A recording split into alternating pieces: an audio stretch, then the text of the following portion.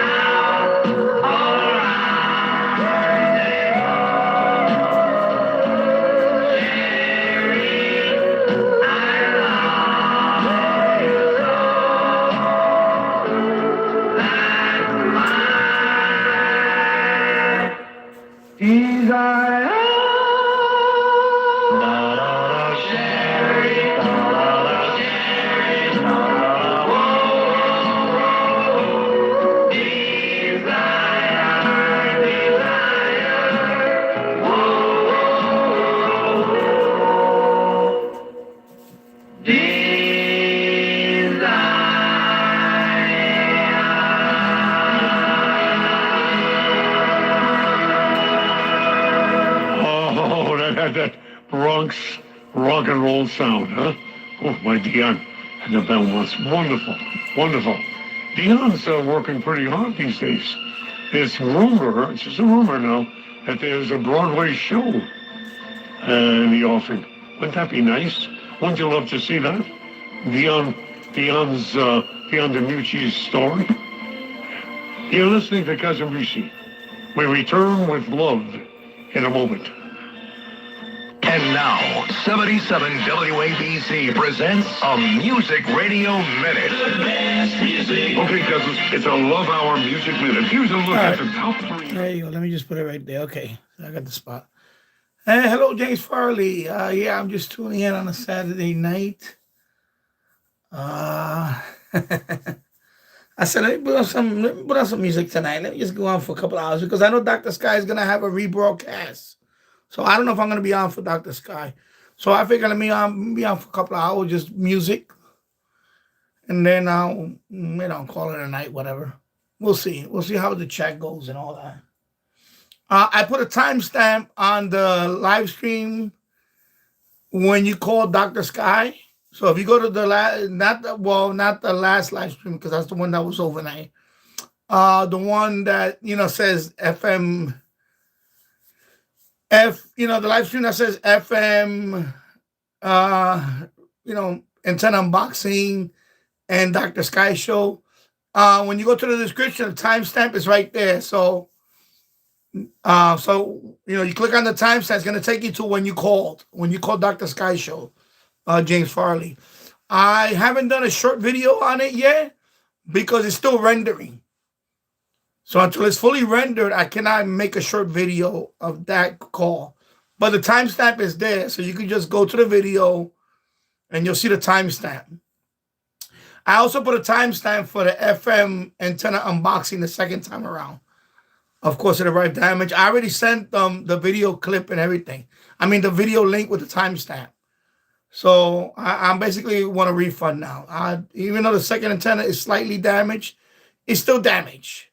So again, I'm not going to pay $50 for 2 damaged antennas. So they're going to have to, refund me or whatever. And there's not much I can do on my end. Maybe dispute the charge. That's if they don't refund me, maybe I have to dispute the charges. The charge, my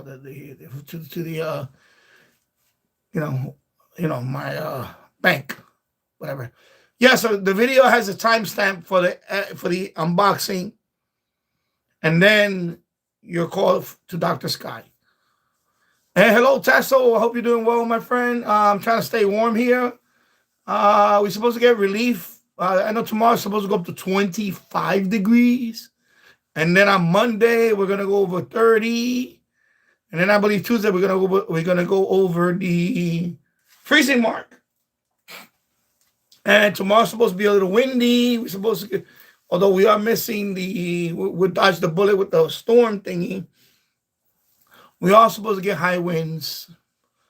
And I mean by high winds, I'm on 40-mile-per-hour winds. Just not like hurricane force winds or anything like that. So yeah, so I'm just gonna let it play tonight, some music for about a couple of hours. So just hang out and chill out. I've been working on my channel banner today and my live stream button, things like that. So yeah, so like I said, I already reached out to them, of course, on the weekend. So I should get an email on Monday, see what's gonna happen with the But yeah, I definitely do not recommend buying an antenna from that place. That's it. Like I said before, if you're gonna buy that antenna, I would go through Amazon. I wouldn't even bother with that place. But I already, of course, they're gonna watch my video and they're gonna see what I said on the live stream, and maybe who knows? We'll see. Yeah, we dodged the bomb cyclone. Yeah. And hello, RT08. Good evening, and back to radio and music. I'm just gonna let it play tonight. Hang out. Of course, I brought back the radio because of the speaker. It has a nice audio, so I'll let it play with the radio. And not a DXer, that's for sure.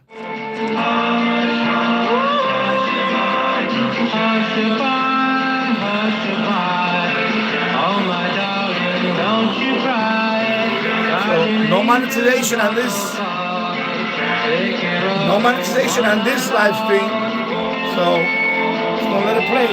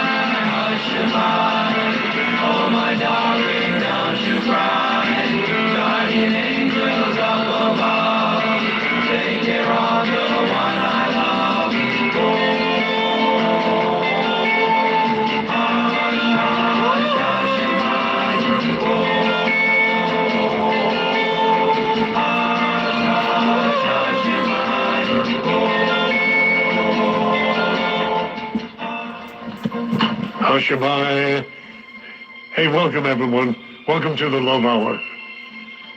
I always loved music by Lee Andrews and the Hearts.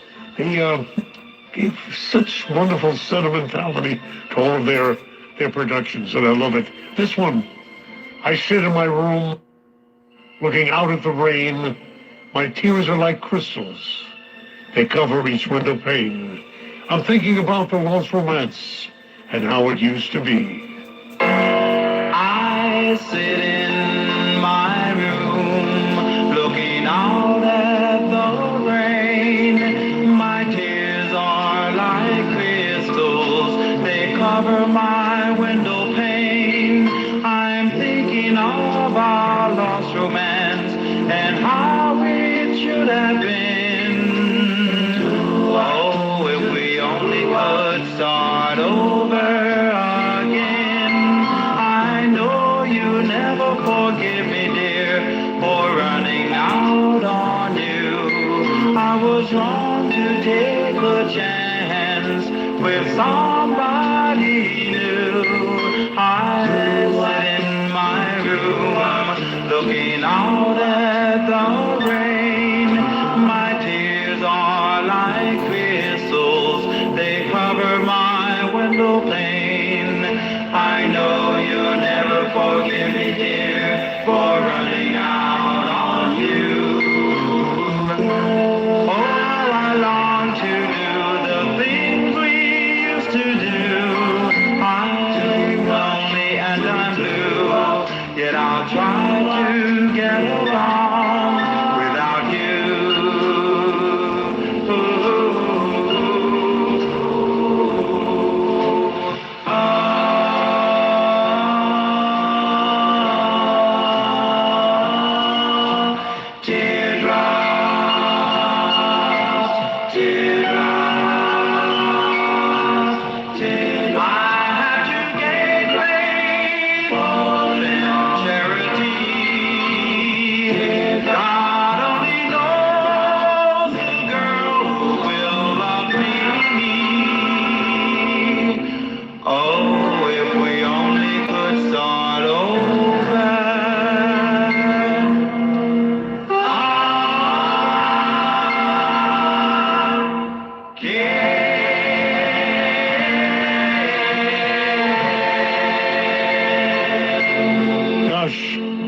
That song. I just love that whole thing, looking out at a window pane, tears. That's a lovely, lovely, lovely ballad. And they're so good, Lee Andrews and the Hearts. Well, my friends, as it is every single Saturday, which seems to come up, and I'm going to wake up in the morning and say, Jody, what are we doing? You're going on the air today. It's so wonderfully fast. It's great. I really look forward to these get-togethers. They're really wonderful. I want to thank Jonas. Jonas, great job today. Wonderful show. And Vincent, thank you, Vin. And Elias. I really love it. Have a wonderful day tomorrow. I love you, people. Good night. Over the mountain, across the sea, there's a girl waiting for me.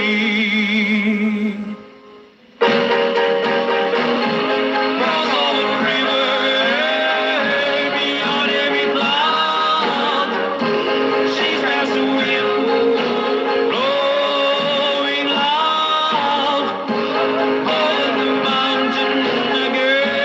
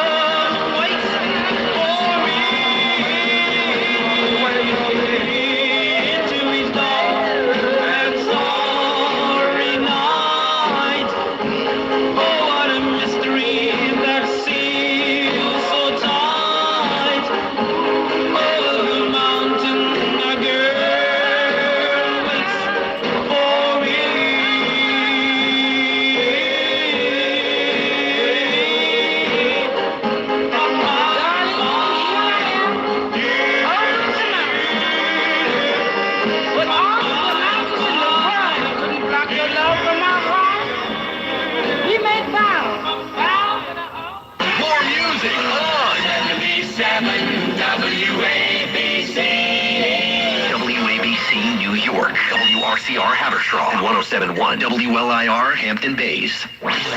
Tony Orlando is rocking your Saturday night. Music Radio 77 WABC.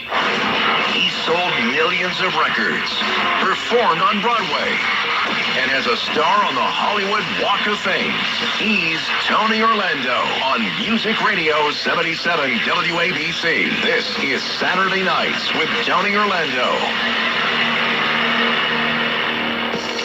Welcome, everybody, to another Saturday night right here with me, Tony Orlando, on Music Radio 77 WABC. Without a doubt, this is the most iconic, most historical radio station in the nation. There is no question about it, because when you follow Cousin Bruce Morrow, you know you have followed a legend.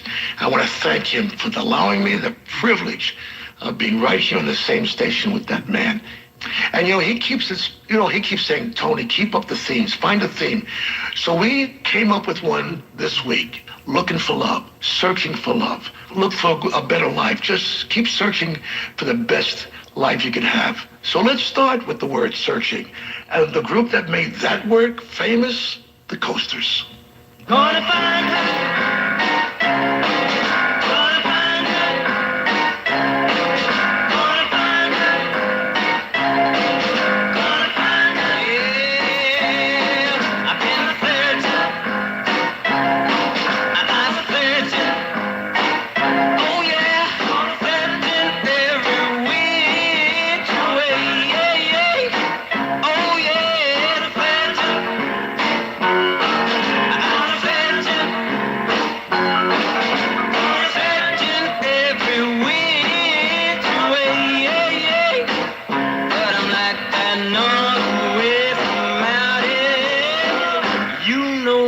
Bring her in some. Well,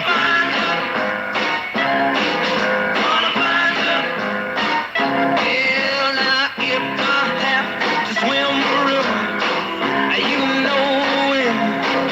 And if I have to climb a mountain, you know it. And if she's hiding up on a blueberry hill, am I gonna find a child you know will? 'Cause I'm gonna face it. Oh yeah, face it. My goodness, every which way.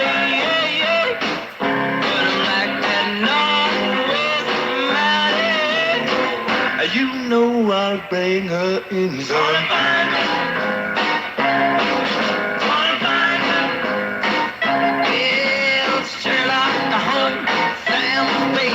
Nothing child on me. Sergeant Friday, Charlie Chan, and Austin Blackie. And no matter where she's hiding, she's gonna hear me coming. I'm gonna walk right down that street like a bulldog drumming. 'Cause I'm in the fence. Oh Lord, I said,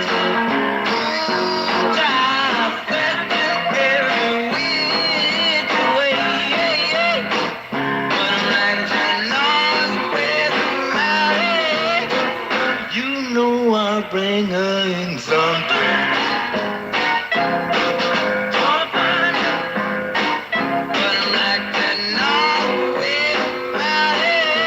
Lieber and Stoller, who are the fathers of rock and roll, wrote and produced that record.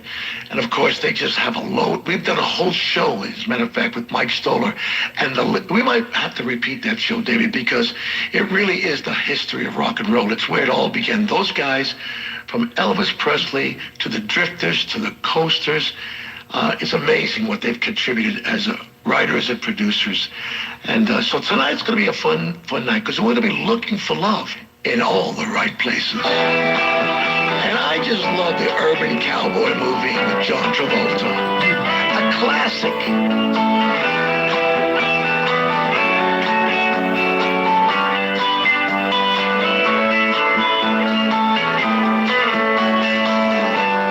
I spent a lifetime looking for you.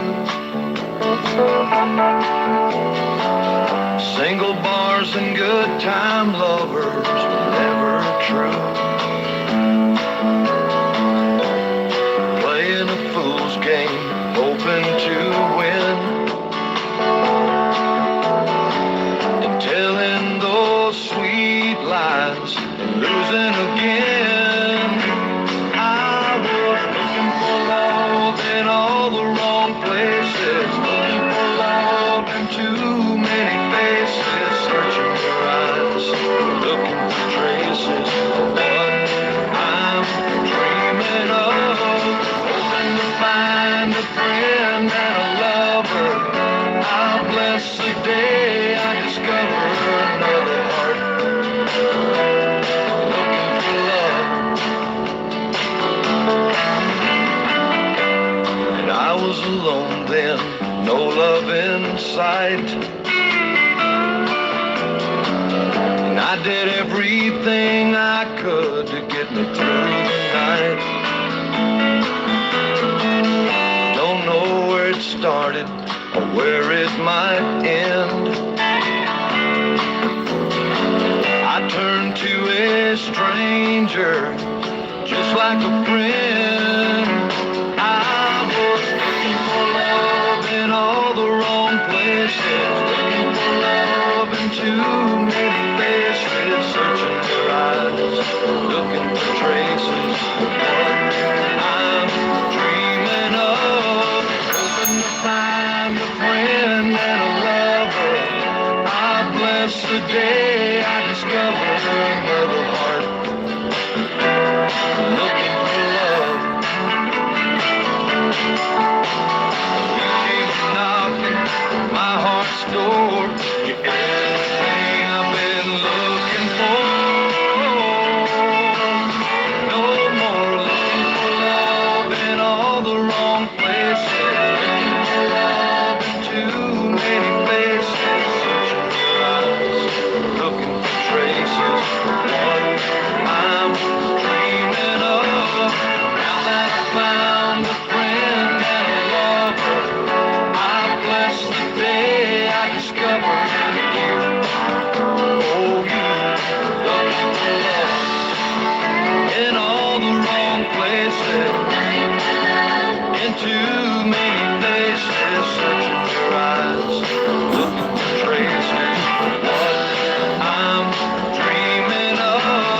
Now that I found a friend and a lover, I bless the day I discovered you. Oh, you looking for love in all the... You know, when I signed Barry Manilow and produced his first records, I knew he was going to become a megastar. Looks like he made it.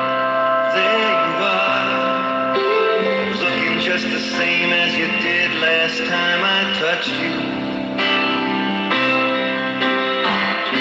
And here I am, close to getting tangled up inside the thought of you.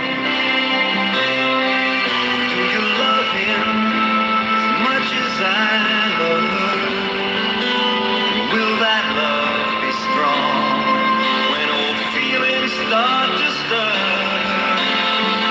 Looks like we made it, left each other on the way to another love.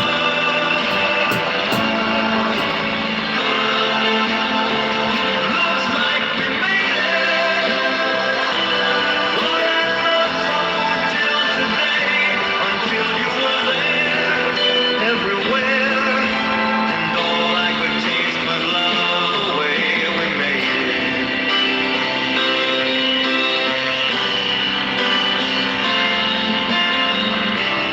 Love so strange, playing hide and seek with hearts and always hurting. And we're the fools, standing close enough to touch those burning memories. And if I hold you for the sake of all those times love made us lose our minds, could I ever let you go? Oh no, we made it.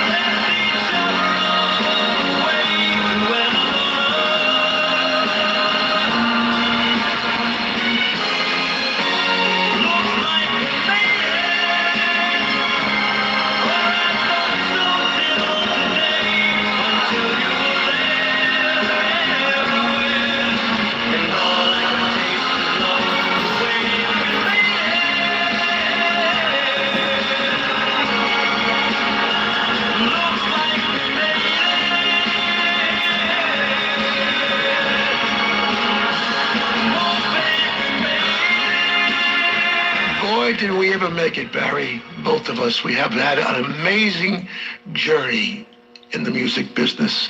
And while being in this business, I've had the chance of meeting a lot of great people, and this next artist was one of them. The late, great Lou Rawls, with a great record you'll never find.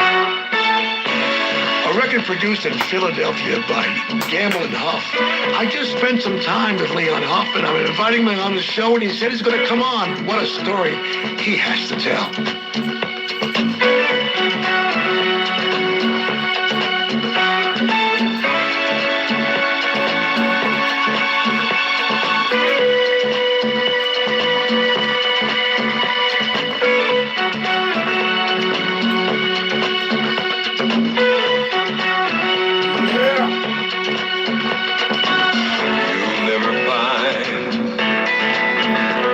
As long as you live, someone who loves you tender like I do, you'll never find, no matter where you search, someone who cares about you the way I do.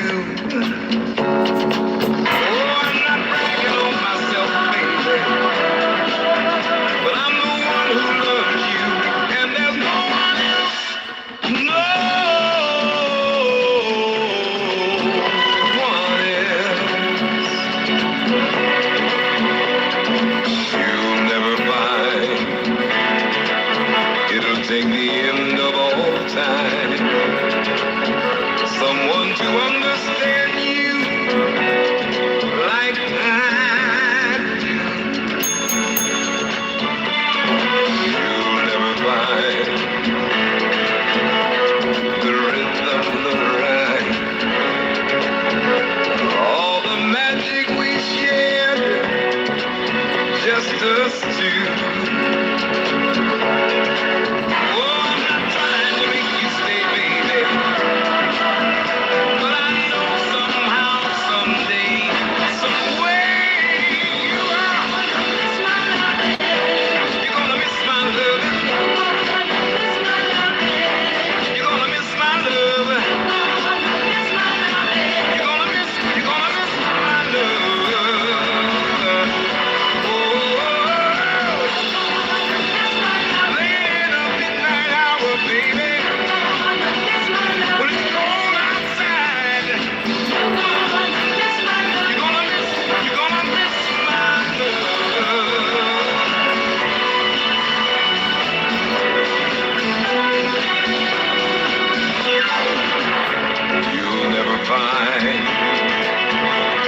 Another love like mine, someone who needs you like I do.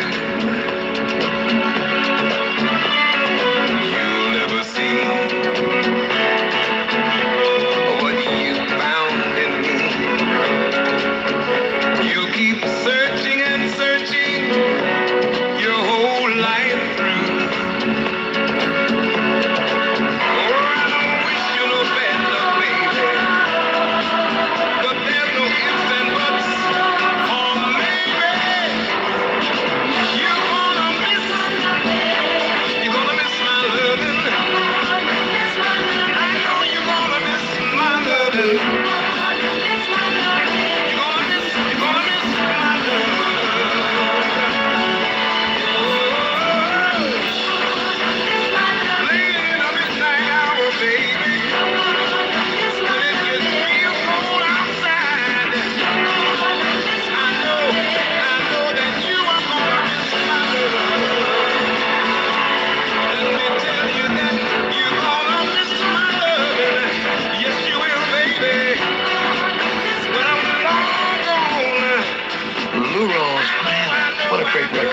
Gamble and Huff produced all of the Philadelphia sound, David, and I was just with him in Wildwood, New Jersey, where they honored me and gave me my name on the streets and everything, you know.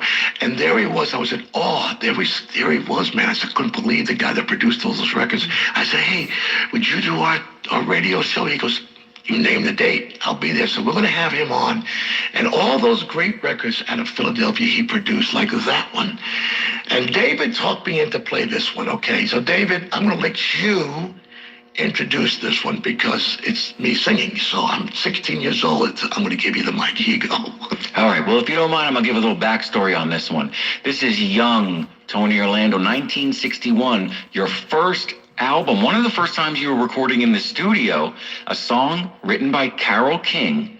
And she not only wrote the song, she arranged all the strings on the song. And I know, because you've told me this story, you asked her, Carole, I knew you were this great writer, but I didn't know you could arrange for strings. Where did you learn how to do that? And she turned around to you and said, at the library. I learned it out of a book 2 weeks ago. So here we go, from his first record with the great Carole King. And you might just recognize her voice because she's doing backups on this one. Here's Tony Orlando. I'd never find another you. We'll be right back. And now, 77 WABC. All right, a little break there. Just want to say hello, everybody, real quick. And then I'm not going to be talking too much because I want to let the music play. I saw a couple of new people here. Hello, Mary. Hello. What's up? Mike B. Hello. BT Radio. Hello. There is no copyright strikes. That's when you copy a video. I'll get copyright notices. That means that this live stream is not going to get monetized. That's the only difference. It's not a copyright strike. Copyright notice. For every song, I'll get a copyright notice, and that's fine. I don't get monetized for this video. That's all. But if anybody want to offset any non-monetization, you can always give me a donation. Any amount will be fine. So there is no copyright strike for streaming music. It's copyright notice. And I'm just going to go down here. Hello, Mike B. I just said that a few minutes ago. I can't be out too long because this break is going to go fast. And just like that, the break is over. Yeah, it's good. Radio is a good radio for what it is. It is like a kitchen radio. Exactly. It's not worth $50, but, you know, they sent it to me for a review, and I gave it a crappy review, but it's good for what it does. You shine like a beacon on the bay.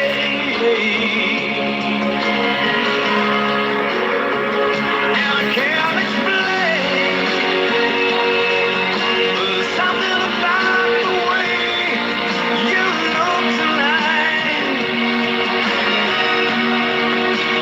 takes my breath away. It's that feeling I get about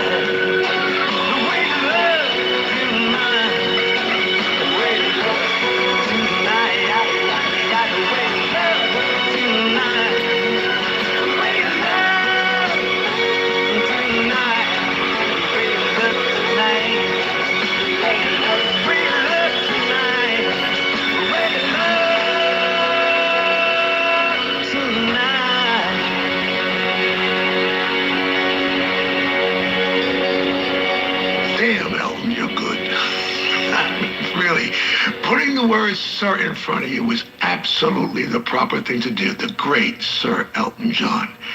And here's a group, a boy band that should have been bigger than they became, you know, like the Backstreet Boys and NSYNC. They were called 98 Degrees. It's a great record they made called The Love That You've Been Looking For.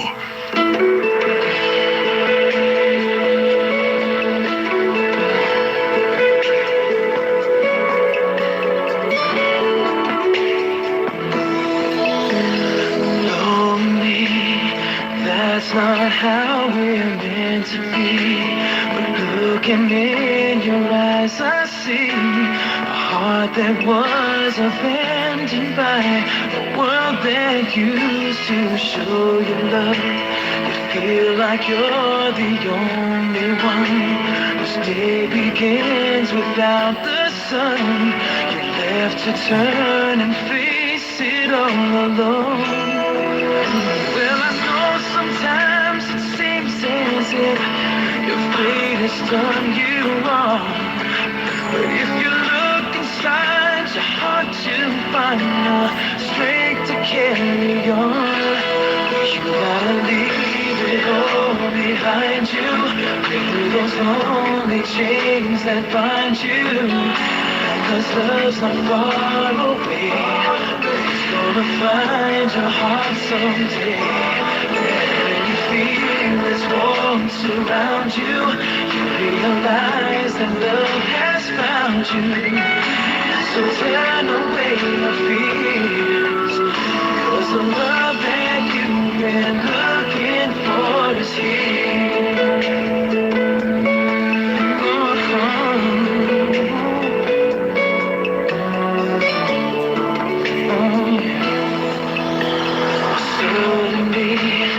Broken heart begins to see a love that lasts eternally.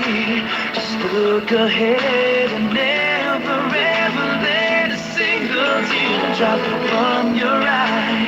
It breaks my heart to see you cry. The pain that haunts you every night because of all the emptiness inside. Well, I know sometimes it seems as if your heart is caving in. But if we look inside, the soul will find the love we have within. Well, you gotta leave it all behind you. Through those lonely chains that bind you. 'Cause love's not far away. It's gonna find your heart someday. It's warm surround you. You realize that love has found you. So turn away your fears. 'Cause the love that you've been looking for is here. I know sometimes when things go wrong, we search for strength to carry on. But all we need to take control is the love within our soul. And you know that love will find a way to reach your heart again someday. You must believe it's true. Now all you have to do,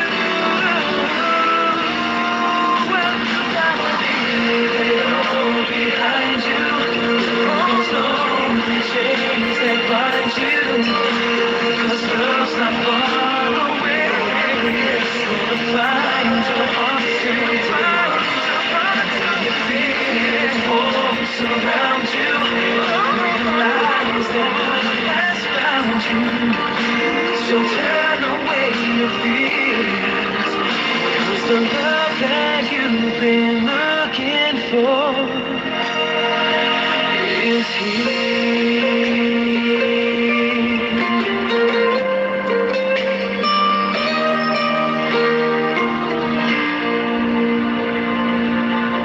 So 98 Degrees asks the question, the love that you've been looking for. Tell me, have you seen her?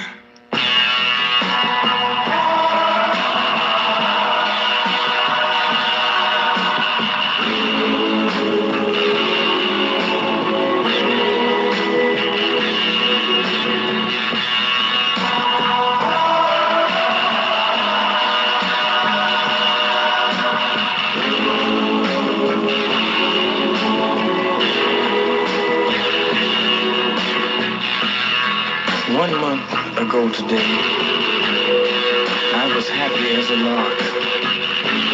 But now, I go for walks, to the movies, maybe to the park. I have a seat on the same old bench to watch the children play. You know, tomorrow is their future.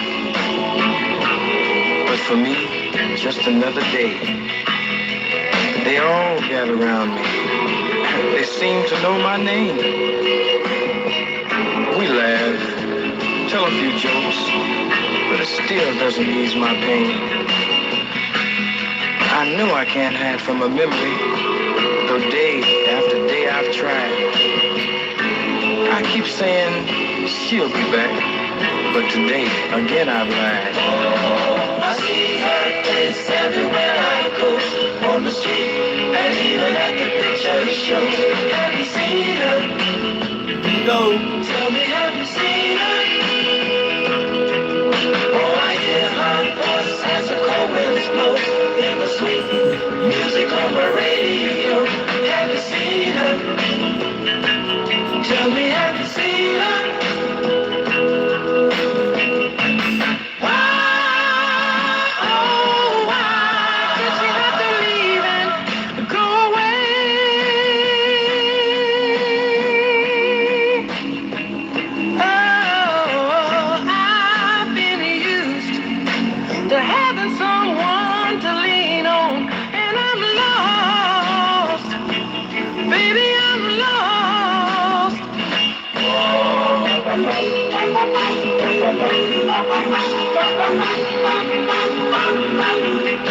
Have you seen her?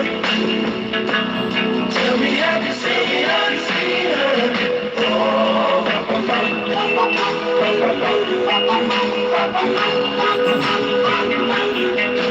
Have you seen her? Tell me, have you seen her? Seen her? Oh, she left her kiss upon my lips, but left that ring within my heart. Have you seen her? Tell me, have you seen her? Oh, I see her hand reaching out to me. Only she can set me free. Have you seen her? Tell me, have you seen her?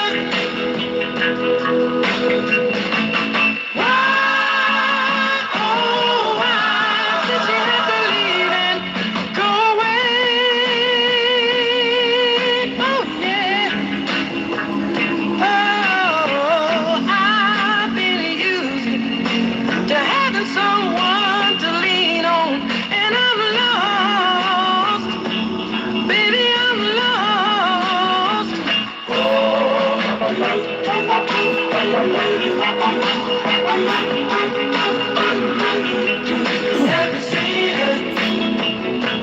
Tell me, have you seen her? Seen her? As another day comes to an end, I'm looking for a letter or something, anything that she would send. With all the people I know, I'm still a lonely man. You know, it's funny. I thought I had her in the palm of my hand. Tell me, have you seen her? Oh, yeah.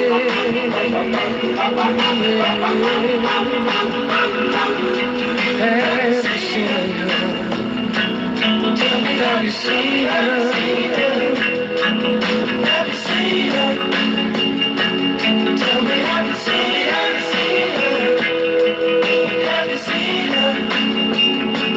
Tell me, have you seen her? Have you seen her? Tell me, have you seen her? Have you seen her? What a great group. The Chotlights. Have you seen her? Great record. You know, there's a friend of mine that became a big star in England. He became kind of the Sam Cooke of England, although he had huge hits in America. So he was a very strong artist between both continents, and his name was Johnny Nash, and he didn't get the credit. In my opinion, He never got the credit he deserved. He wrote these songs, he produced these songs, and of course he sang his butt off, like on this big hit he had called I Can See Clearly Now. I can see clearly now, the rain is gone. I can see all obstacles in my way. Gone are the dark clouds that had me blind.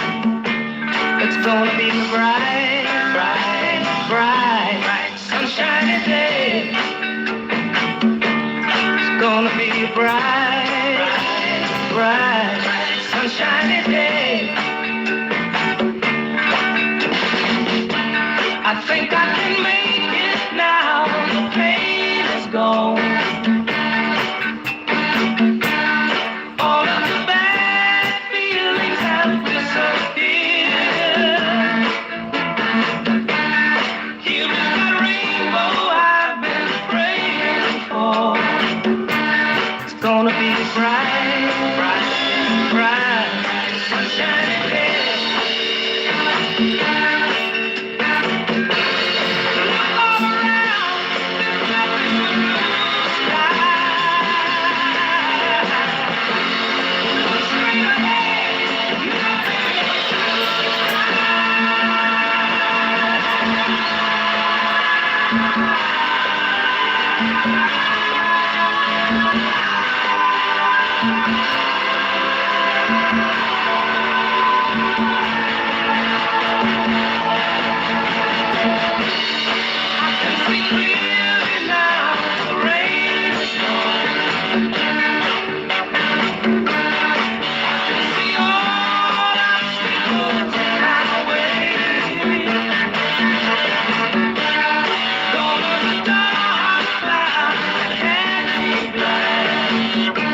It's gonna be bright, bright, sunshiny day.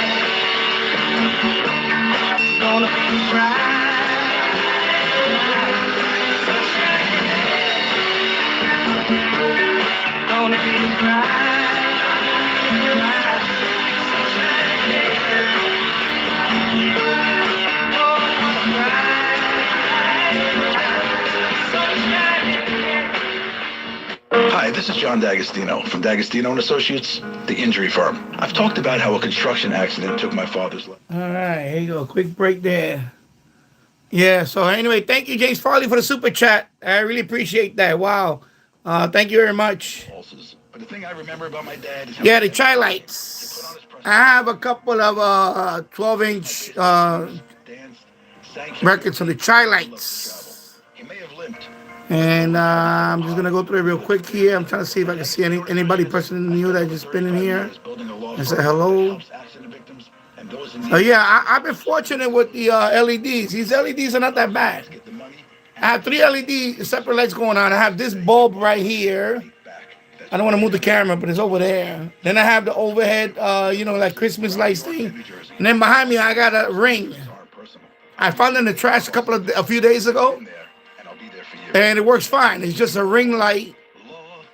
And it has different colors. So right now I'm letting it, different like rainbow colors and all that stuff, If I move the radio like this, you'll see the ring light right there. See it? Got to create the atmosphere in here. All right, there we go. Back to the... There you go. Hey, did you happen to see the most beautiful girl in the world? And if you did, was she crying, crying? Hey, if you happen to see the most beautiful girl, walk out on me, tell her I'm sorry, tell her I need my baby, oh, won't you tell her that I love her. I woke up this morning, realized what I had done. I stood alone in the cold gray dawn, knew I'd lost my morning sun. I lost my head and I said some things. Now comes the heartaches that the morning brings. I know I'm wrong, I couldn't see. I let my world slip away from me. So hey, did you happen to see the most beautiful girl in the world? And if you did, was she crying, crying? Hey, if you happen to see the most beautiful girl that walked out on me, tell her I'm sorry. Tell her I need my baby. Oh, won't you tell her that I love her? If you happen to see the most beautiful girl that walked out on me, tell her I'm sorry. Tell her I need my baby. Oh, won't you tell her? Country music, Silver Fox, Charlie Rich with an unforgettable, great record, The Most Beautiful Girl in the World. You know, the next artist is probably the king of country. I would have to say he's acquired that throne without a question. I'm talking about George Strait. And he just received the Kennedy honors along with Kiss and Gloria. But man, is he great. It's called You Look So Good in Love. I dedicate this, by the way, to my friend Dane Braden.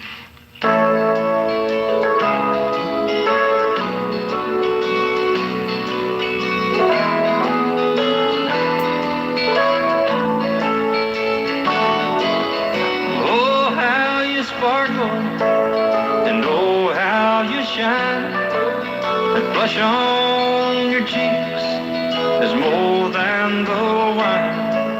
And he must do something that I didn't do. Whatever he's doing, it looks good on you. You look so good in love. You want him? That's easy to see. You look so good in love. I wish you still wanted me. He must have stolen some stars from the sky and gave them to you to wear in your eye. I had my chances, but I set you free. And now I wonder why I couldn't see. You look so good in love. You want him? That's easy to see. You look so good in love. I wish you still wanted me.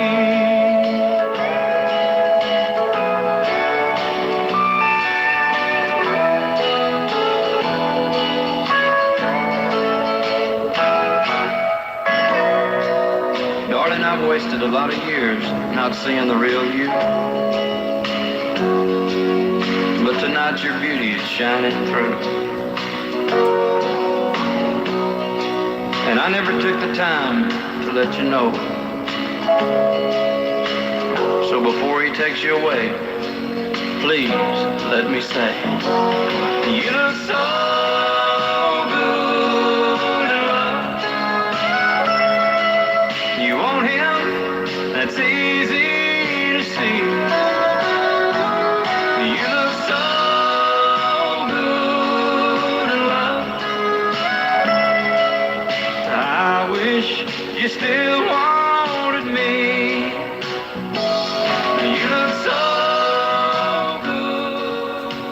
So Good in Love by the great George Strait. And the person I dedicated this song to, Dave Good night, Braden, BT. Good night, he Paul. sang this song to his daughter at her wedding, Dana Braden. And in the middle, he did this speaking part that was so great. And as they danced, and the father was looking at his daughter dancing with her husband, he's going, "You look so good in love." It was a real beautiful moment I'll never forget. So here we are doing this great show tonight with great songs like this one, Pablo Cruz, Love Will Find a Way.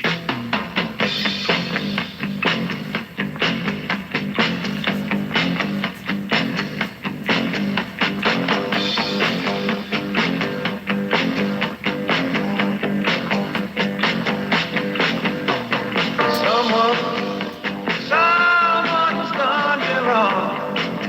You thought that your love was strong. Now you feel like such a fool for you. You're thinking, maybe if you said goodbye, you'll understand the reason why. The love you had got so cruel. Oh, but it's alright, alright. Once you get past the pain, you'll make it in love again. So keep your heart open, 'cause love will find a way.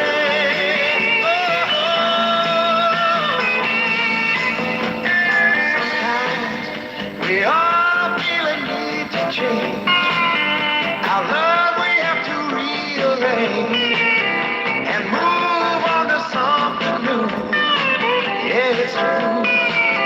Your dreams feel like they're falling apart.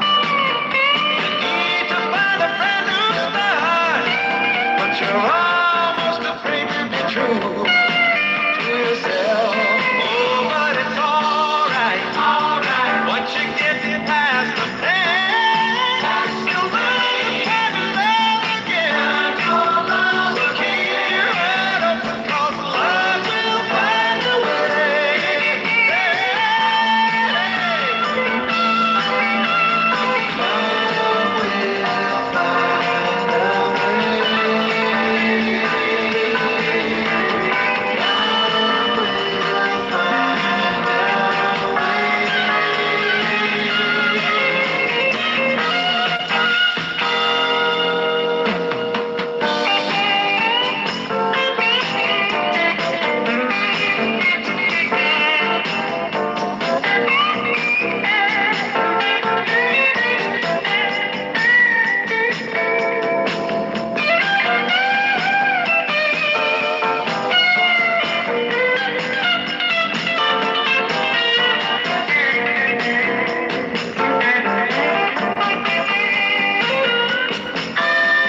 Yes,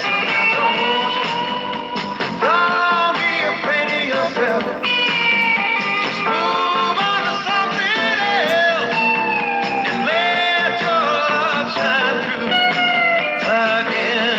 Yes, 'cause it's alright, alright. Once you get past the pain, you'll find love again. So keep your heart open, 'cause love will find a way. It's alright, alright. Once you get past the pain, you'll find love again. So keep your heart open, 'cause love will find a way. Oh, yes, it's alright, alright. Don't be afraid, 'cause it's alright, alright. Oh, yes, it's alright, alright. Keep your heart open, 'cause the love will find a way. Yes, it's alright, alright. Oh, yes, it's alright. Don't be afraid to just Saturday nights with Tony Orlando. Music Radio 77 WABC.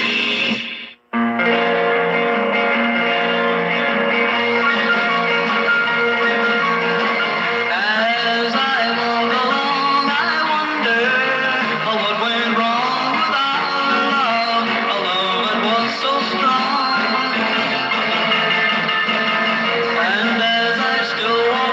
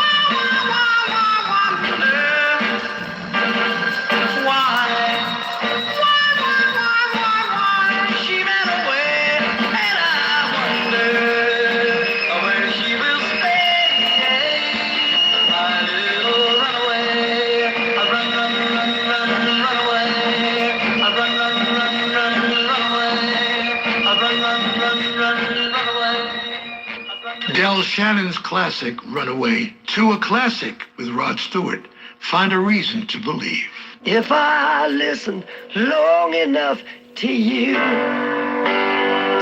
I'd find a way to believe that it's all true. Knowing that you lied, straight-faced while I cried, still I look to find a reason to believe. Someone like you makes it hard to live without somebody else. Someone like you makes it easy to give. Never think about myself. If I gave you time to change my mind, I'd find a way just to leave the past behind. Knowing that you lied, straight-faced while I cried, still I look to find a reason to believe.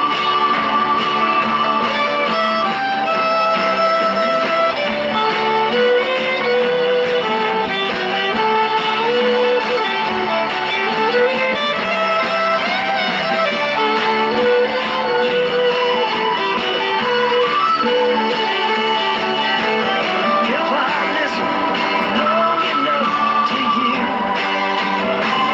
I'd find a way to believe that it's all true. Knowing that you lied, straight-faced while I cried, still I look to find a reason to believe.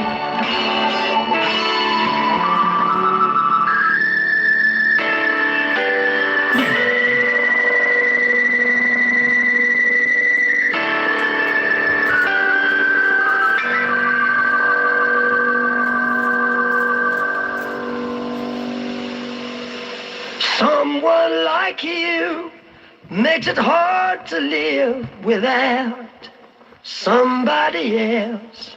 Someone like you makes it easy to give. Never think about myself. Someone like you makes it hard to live without somebody else. Someone like you makes it easy to give. Never think about myself.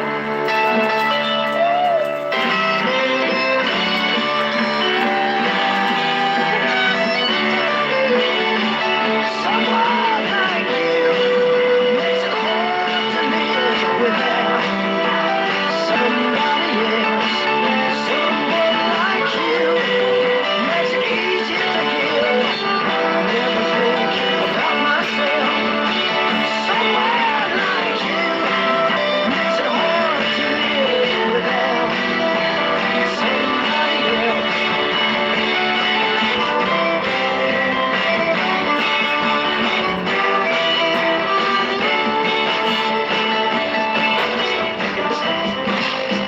Oh my God.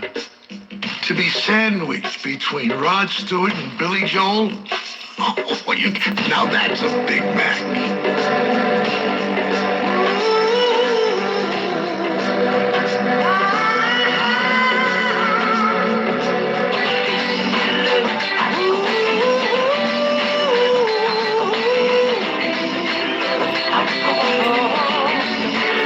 In the middle of the night, I go walking in my sleep. From the mountains of faith to the river so deep. I must be looking for something sacred I lost. But the river is wide, and it's too hard to cross. Even though I know the river is wide, I walk down every evening instead of shore. I try to rush to the opposite side so I can finally find what I've been looking for. In the middle of the night, I go walking in my sleep through the valley of fear, to a river so deep. I'm searching for something taken out of my soul, something I can never lose, something somebody stole. I don't know where I'm gonna walk in at night, but now I'm tired and I don't wanna walk anymore. Only must take the rest of my life until I find what it is I've been looking for.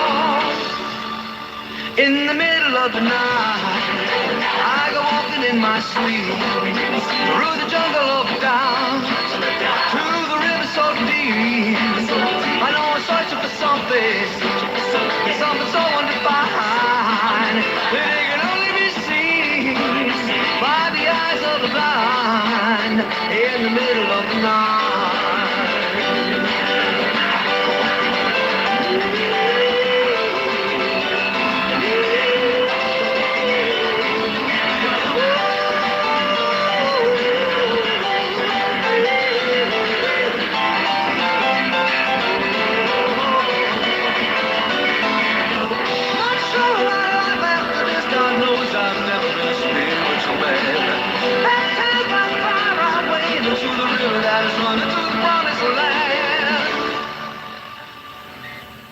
In the middle of the night, I go walking in my sleep through the desert of the truth, to the river so deep. We all end in the ocean, we all start in the streams. We're all carried along by the river of dreams. In the middle of the night, I go walking in the middle of, I go walking in the middle of, I go walking in the middle of, I go walking in the middle of, in the middle of, in the middle of,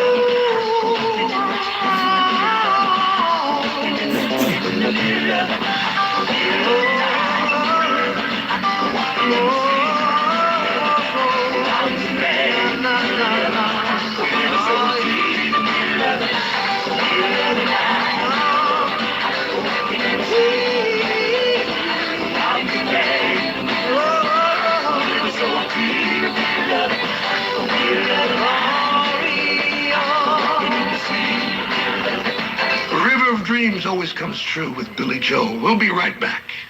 More music on. All right, here we go. Hello, Theo. Hope you're doing well. Let me read the chat here. I saw a couple of people here. Let me go back up here. Oh, man, where I saw that. I don't want to miss his name. Hello, Peyton Marceau. I love George Strait. Yeah, I love him too. I love George Strait. Awesome. And good night, VT Radio. Hope you're doing, have a great week.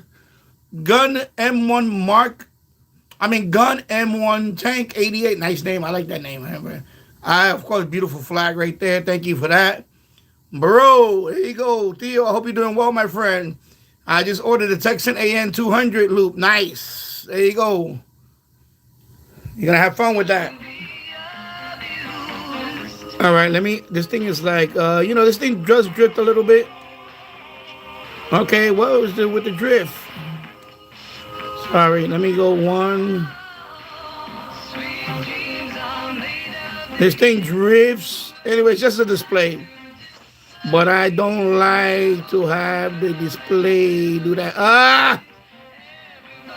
When I say this radio has a wide bandwidth, there you go. Now you see it. All right, here we go.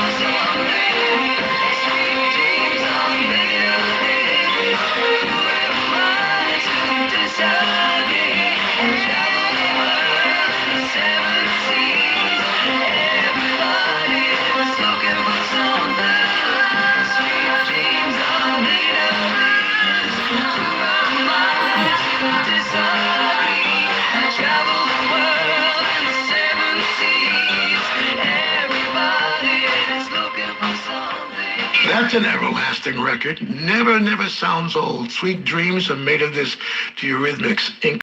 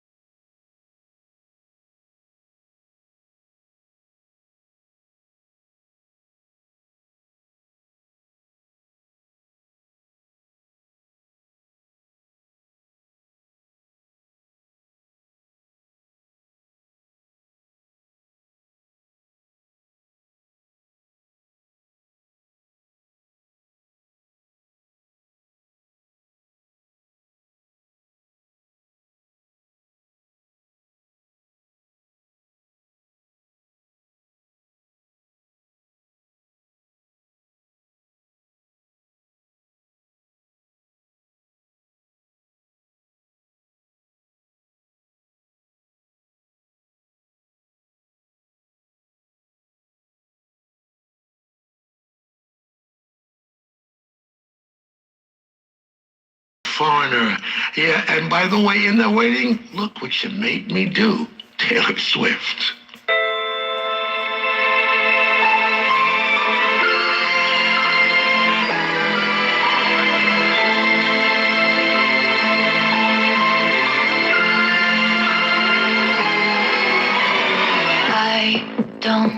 like your little games. Don't like All your right. I'm gonna skip this one. I'm sorry, people. I'm gonna skip this one. Sorry. I don't know why he has this thing about Taylor Swift. Everything is flowing, and he puts Taylor Swift. Why? For the love of God, why?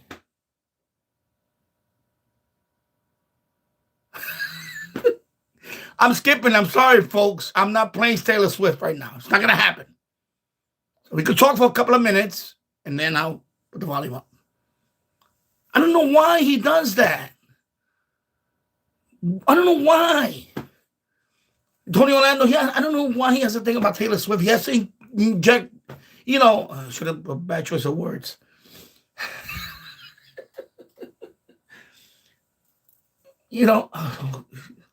Anyway, let me. Okay, yeah, I'm not hearing that. Sorry, I'm not feeling that. Oh God. Anyway, let me talk for a couple of minutes. Yeah, that PL330 does pretty good on reception. Yeah, it's a great radio. It is a great radio. It is a great, and the AM200, of course, is a great AM passive loop. So I see it might be KEX 1190 from, I don't know, something's blocking my chat right now. Holy moly, I'm getting all these gremlins coming up now. Oh my God. Yo, I need to invest on a tablet, on a good tablet. Not no cheap Android tablet. I really need a good tablet so I can stream. I'm maybe a big Samsung Note or something. Oh God. Okay, I'm not doing. I'm sorry. Taylor Swift's gonna have to take a back seat. I just can't stand. I don't mean I can't stand. I'm sick of the Kelseys. I'm glad the Eagles got eliminated, and I'm definitely sick of Taylor Swift. I'm sorry, people. All you Swifties out there, I'm sorry, but no, it's not gonna happen now. We're done. We're done with that. We're done. I'm sorry. Oh God. Right now. Oh God. Oh God. Yeah, I don't know. Something is blocking the chat down here. I don't know why. There's a gray bar. Where that gray bar came from? All right. What you just made me do. What you just made me do. Oh my God. I don't know. Sometimes he goes to the extreme with the contemporary stuff, with the new stuff. Oh my God. He just ruined the flow. It was a good flow. And then he had to put Taylor Swift. Why? Why? Why? Why? Like Nancy Kerrigan when she got whacked in the knee. Why? Drawing 80,000. All right, here we go. Arenas, but the most wonderful. No, she sells tickets, but I just can't. I'm not can't relate to that. Sorry.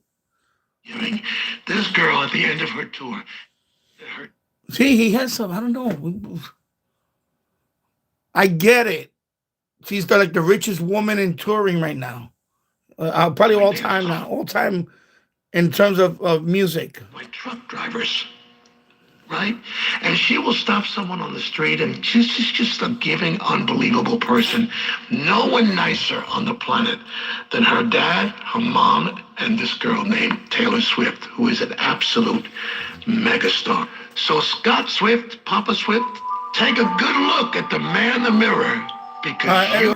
Music Radio 77 WABC.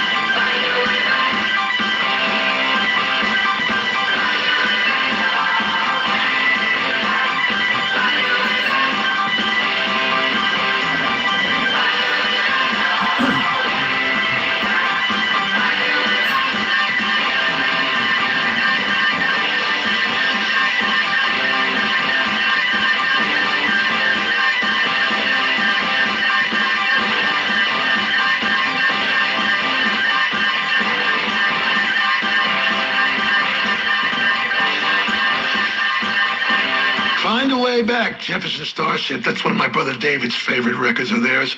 And one of my favorite Phil Collins records is this one, Against All Odds, or Take a Look at Me Now.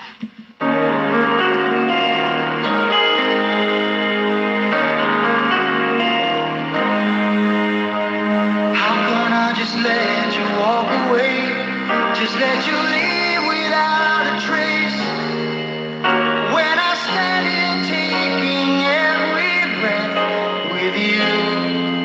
Ooh, you're the only one who really knew me at all. How can you just walk away from me when all I can do is watch you leave? 'Cause we share the laughter and the pain, and even share the tears. You're the only one who really knew me at all. So take a look at me now. There's just an empty space. There's nothing left here to remind me. Just the memory of your face. Oh, take a look at me now. There's just an empty space.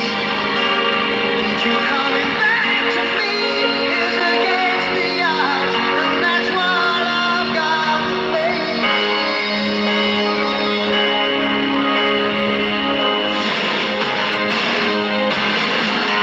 I wish I could just make you turn around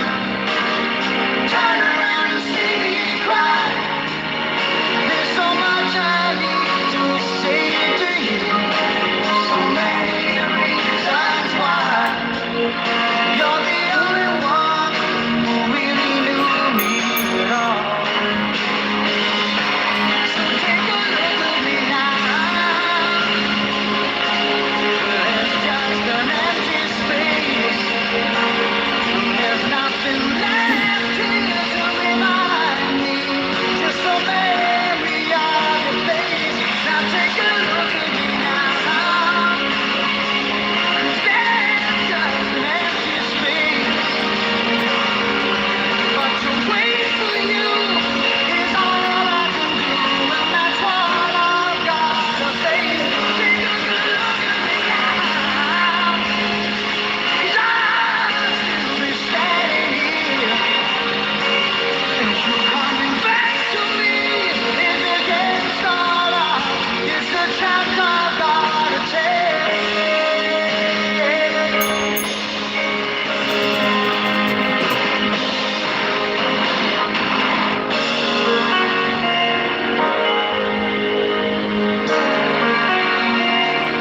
Take a look at me now.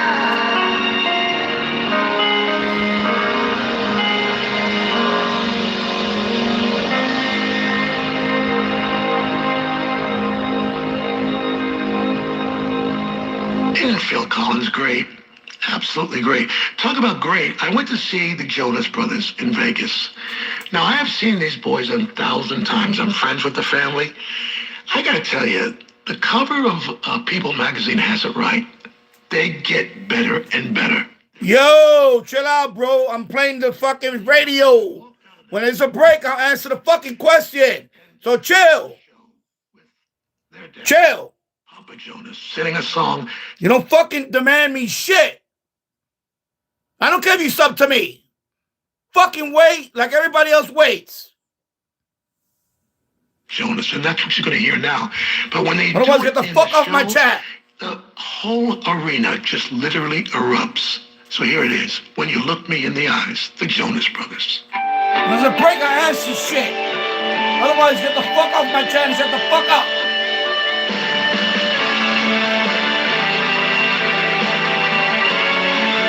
Holy shit, are you fucking kidding me? Fuck out of here. If the heart is always searching, can you ever find a home? I've been looking for that someone.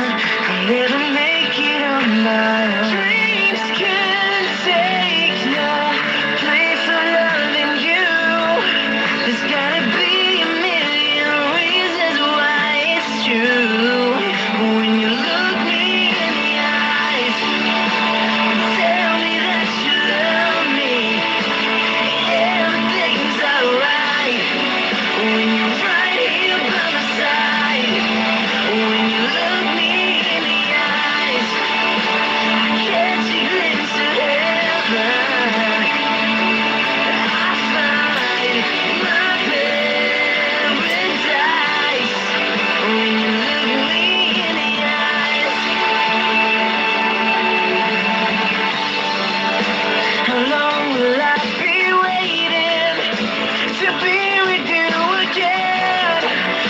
gonna tell you that I love you in the best way that I can. I can't take a day without you here. You're the light that makes my darkness disappear. When you look me in the eyes and tell me that you love me, everything's alright. When you're right here by my side, when you look me in the eyes, I catch a glimpse of heaven. I find my paradise. When you look me in the eyes, more and more, I start to realize I can reach my tomorrow. I can hold my head up high. It's all because you by my side. When you look me in the eye, tell me that you love me. Everything's alright. When you're right here by my side. When I hold you in my arms, I know that it's forever. I just gotta let you know I never wanna let you go. 'Cause when you look me in the eyes and tell me that you love me, everything's alright, alright. When you're right here by my side, when you look me in the eyes, I catch your lips of heaven. Oh, I find my paradise. When you look me in the eyes, oh yeah.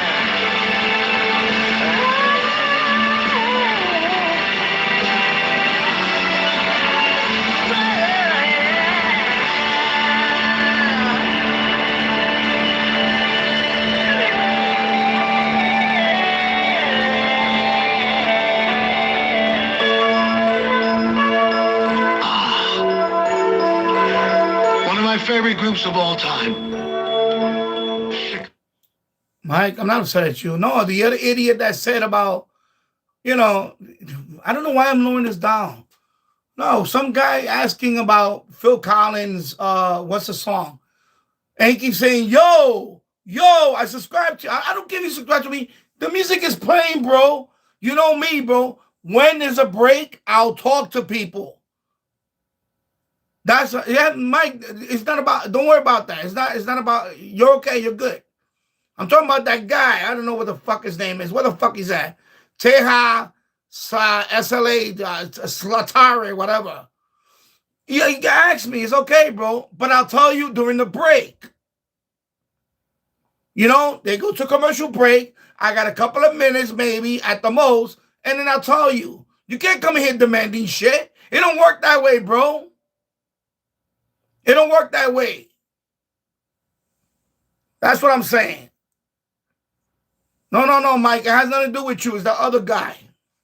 You're good. It's the other guy that kept saying, yo.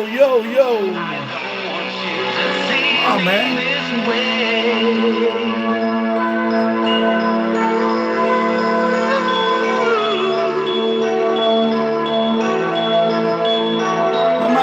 I love you, Mike. We were better off as friends. That's how it had to be. Yeah, that's how it had to be. No, you good, bro. You're good. Tell you I'm fine. Okay. No, Mike, you good. You're good. No, I know Tio's asking questions, but I can't answer questions and lower this thing down when I'm glad you answered me his questions. So thank you for answering his questions. I'm talking about the other guy that kept demanding stuff. That's all. The other guy. It's not you. But thank you for answering his questions. I will talk to Theo. At the end of this thing, I'll tell him what to do. But anyway, I have videos on that. It's pretty simple. What I do is when my AM loop, I do it by inductors. I put the loop behind the radio because a lot of radios, the ferrite bar is behind the radio. Let me bring a little radio. I'll tell you real quick how it goes. You see this radio, for example, this radio. So Theo, the Ferrari bar usually is going to be up here. It's inside the radio. It's around here somewhere. Usually it's on the upper part, on the back side of the radio. 90% of all radios, 95% of all radios are like that, including your PL-880. It should be the same thing. So you could put your loop behind the radio and tune. You know, you got to tune your frequency. Then you got to match the tuning with the frequency. That's how you lock in the signal. All right. You could also plug it in. In your case, the 880 has a external antenna, but I think that's for shortwave. So that's not going to work on medium wave. It's not going to work on medium wave. So for medium wave, you're going to have to do inductance. That means just put the loop behind the radio and you tune. Because, you know, a lot of radios that have the external antenna input, especially if the shortwave radio, it's mostly for shortwave. It's not for medium wave. Okay?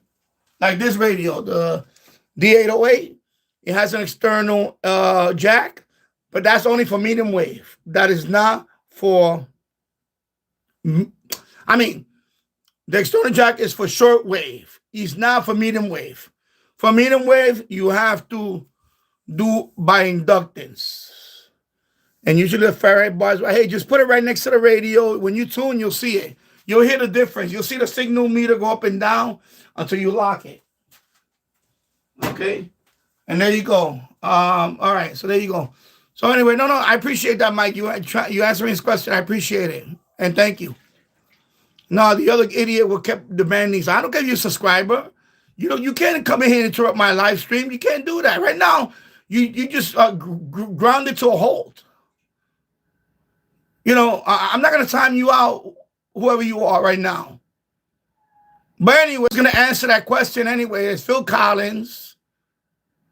From the soundtrack Against All Odds. Look at me now, whatever. I don't know what the fucking title is right now. I fucking forgot already. Anyways, it's like, who cares? Why? It's a gift that keeps. All right, now we got a commercial, so I could talk for a couple of more minutes. So that's it. So anyway, Theo, it's by inductance. In your radio, it's going to be by inductance. You're not going to be able to plug in the external. It's not going to work with the AM, with the Texan AM200. You're going to have to do it by inductance. That's when I DX on medium wave, that's what I do 99% of the time. I don't use the cable. I don't need to. Because once you get the signal, you know, and like you said, Lazy Susan does help. If you could, put on a Lazy Susan and rotate it, that's even better. That's what I have. I have a few of them here. I have 3 different Lazy Susans. I have for a different size radio. I even have a real big one for my Grundig 800. Because that one can hold the big radios. But yeah, definitely by inductance. And, you'll figure it out. Like I said, it's going to be a small learning curve on it. But once you figure it out, you're going to have fun with it. All right, back to the music. Taking on the world, that was just my style. Now I look into your eyes, I can see forever. The search is over, you were with me all the while. Can we last forever?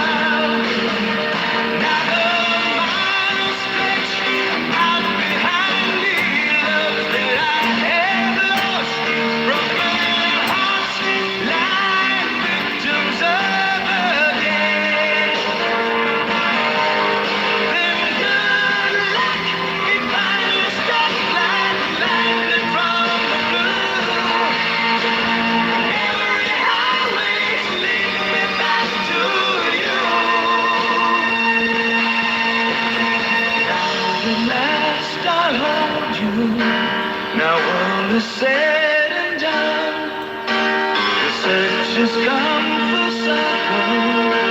Our destinies are one. So if you ever love me, show me that you give a damn. Will know for certain the man I really am.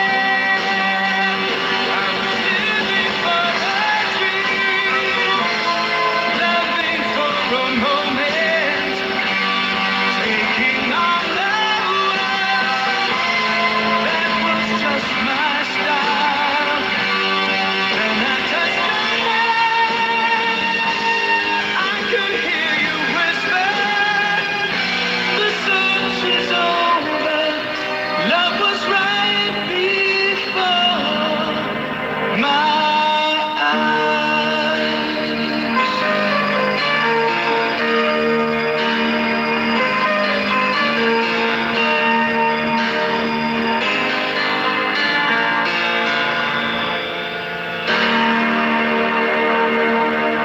Survivor's the same band that The Eye of the Tiger, and then you hear this record, you realize how wide the talent is for some of these acts. Like this group.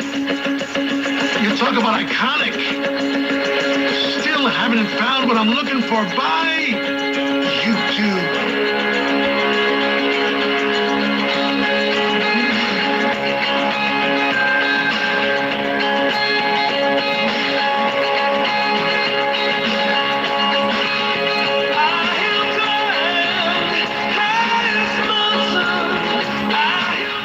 All right. Why is he retracting all his messages? You know? Mike, it wasn't about you. I don't know why you... I was referring to that Teja Slartari or whatever. Anyway, I timed them out for 30 minutes. So why are you retracting all your messages? I saw that you was chatting with Theo. That's okay. I don't have a problem with that. I don't know what... I'm going to say this. I'm going to say this one time. You know, for those that know me, I don't care about the chat stuff. I don't care. What I don't like is this kid coming in here demanding stuff. That's what I'm talking about. That kid, the Teja guy. I don't know why you overreacting. It has nothing to do with you. You didn't even get caught in the crossfire. It has nothing to do with you. You know? So stop. You don't need to apologize or anything. It wasn't towards you. You know? It's that other kid that came in here. He's like, I don't know who he is. He comes in here, Teja. He asking me about the song, so I waited. Because one thing I'm going to say, when I do talk show, when I do music, I usually wait till the break. I don't want to talk over the music and all that. That's not what this stream is about. No, don't feel bad. You need to stop being so sensitive, people. Seriously. You don't feel bad. You asked the question. He's answering the question. I didn't have a problem with all that. It's the other kid that was asking me a question about Phil Collins. And I wasn't going to answer right away because the song was playing and everything was playing. And he kept saying, yo, I'm a subscriber, man. That's when I went off on him. Y'all need to listen. Y'all need to know how to listen to people. With me, you know. I didn't say, Mike B, stop what you're doing. I didn't say any of that. So I don't know why he's overreacting. Why is he overreacting?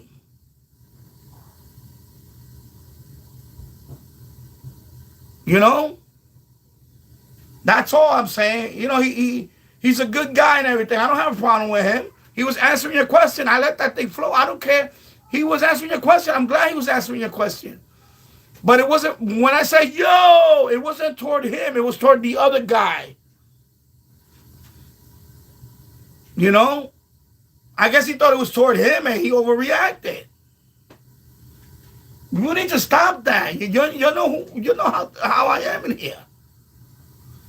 Yeah, I'll let you guys shout all you want. I don't care. It's that other guy that came in here and he started asking me, "Oh, what's the name of the song?"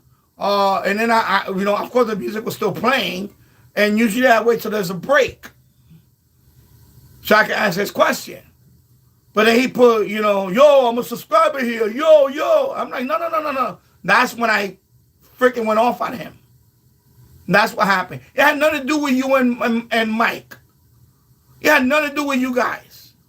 So I don't know why Mike is overreacting. I'm sorry. Just stop.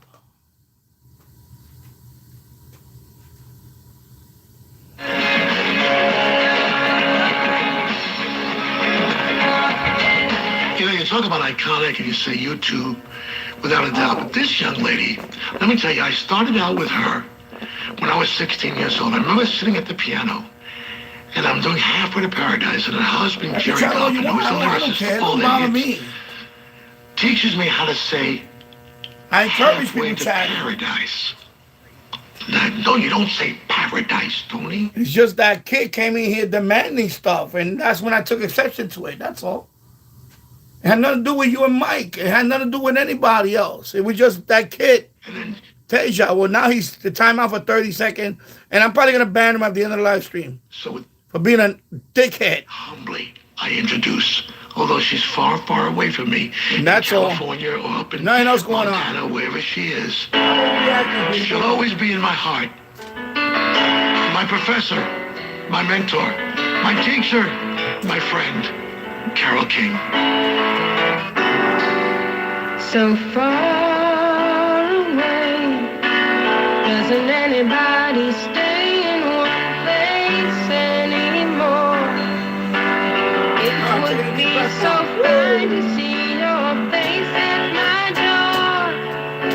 It doesn't help to know you're just time away. Long ago I reached for you and there you stood. Holding you again could only do me good.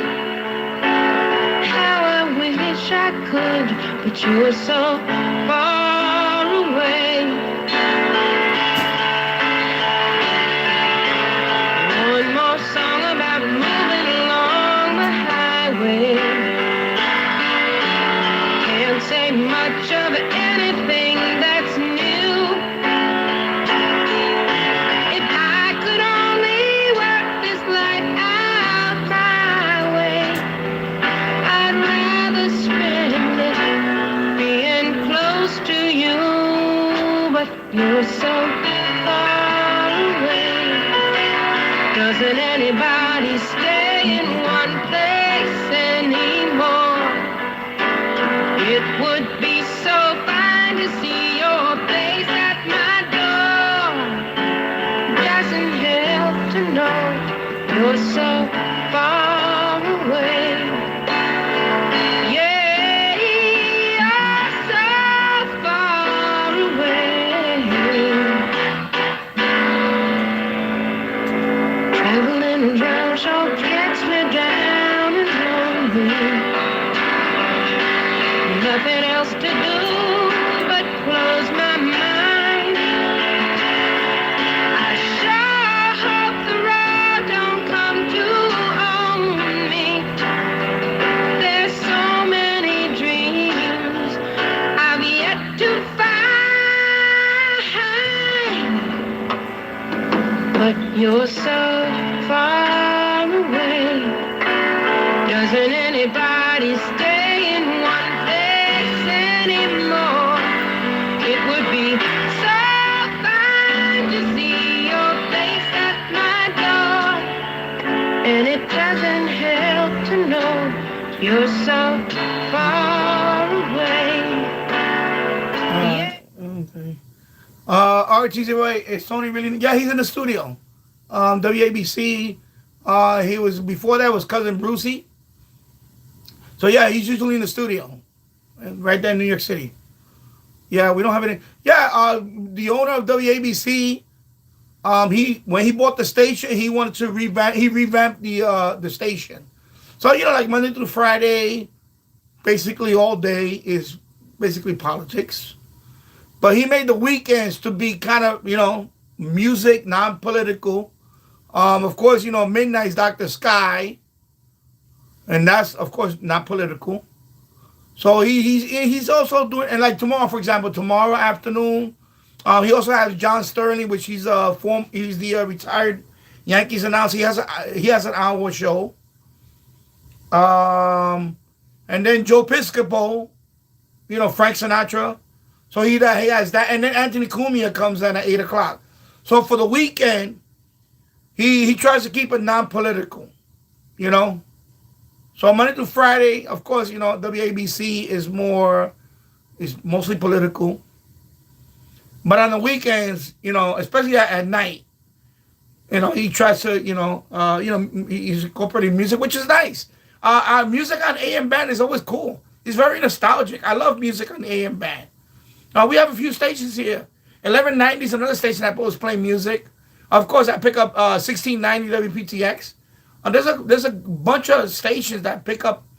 There's a bunch of stations on the AM dial that plays music, which is cool. Very nostalgic. Yeah. Yeah. So yeah, RT0, we don't have anything like that in AM. Wow, not anywhere in the dial? Nobody that plays any type of music? WGN plays Joe's show. Okay. Oh, Joe Piscopo. Okay. Oh, that's cool. Okay.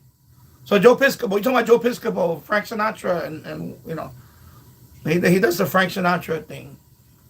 All right, that's cool. But yeah, there should be more. Hey, listen, right to them or whatever. Or maybe syndicate Tony Orlando. Because he's on from 10 to midnight, Tony Orlando. So maybe I'll say, hey, WGA, can we get Tony Orlando syndicated? Whatever. That would be cool. Yeah. My foolish heart,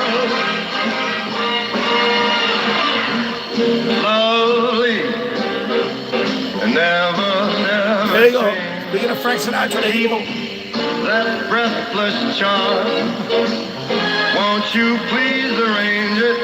'Cause I love you, just the way you look tonight.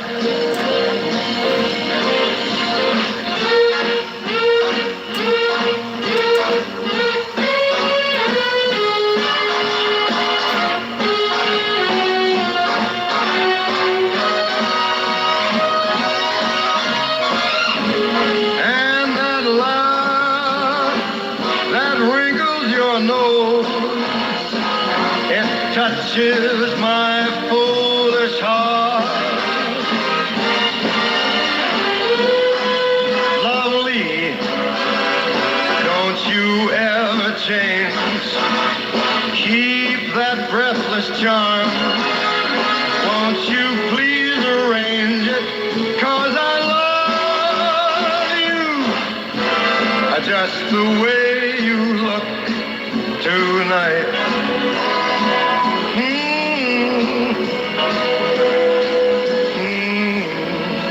Just the way you look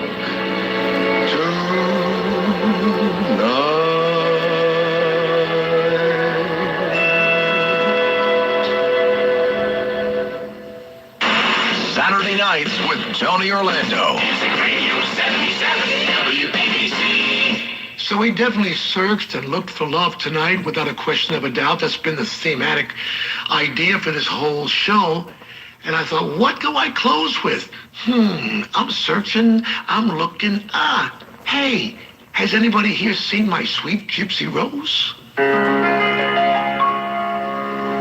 We were very happy.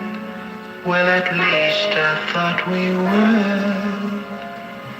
Can somebody tell me what's got into her? A house, a home, a family, and a man that loves her so. Who'd believe she'd leave us to join the burlesque show?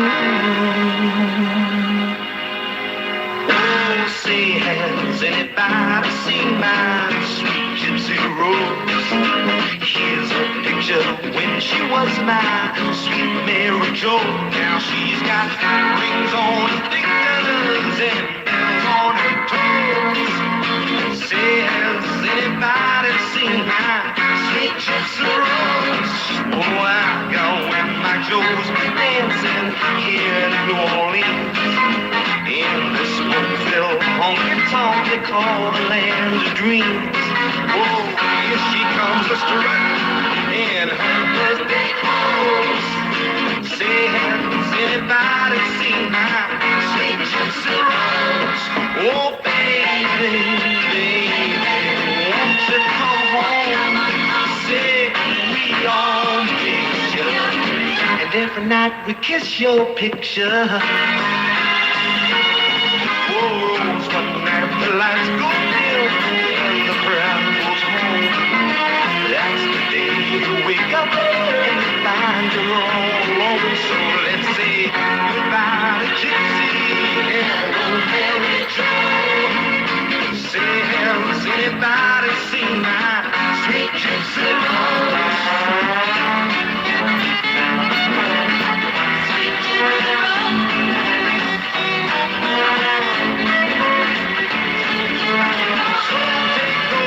Rings on your fingers and bells off your toes. Say, has anybody seen my, now you know what I mean by, has anybody seen my gypsy rose? Say, has anybody seen this sweet gypsy rose? It's a picture when you shake like this, sweet Mary Jo. Say, has anybody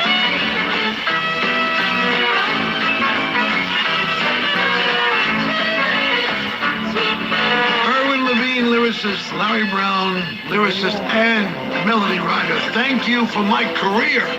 You wrote that, you wrote Yellow Ribbon, you wrote Knock 3 Times, you wrote My Life, for God's sake. You wrote Candida with Tony Wine. Are you kidding me? I owe you everything. So everybody here, listen carefully. Are you ready? Tomorrow is, you got it right, Sunday. So make it the best, most beautiful, most incredible, most fantastic Sunday you could ever pray for you, your friends, your family, and of course, for our great nation. This is Tony Orlando, along with my brother David Orlando, wishing you the very best. Hope you join us next Saturday night. Until then, God bless you, everybody. Tony Orlando is rocking your Saturday night.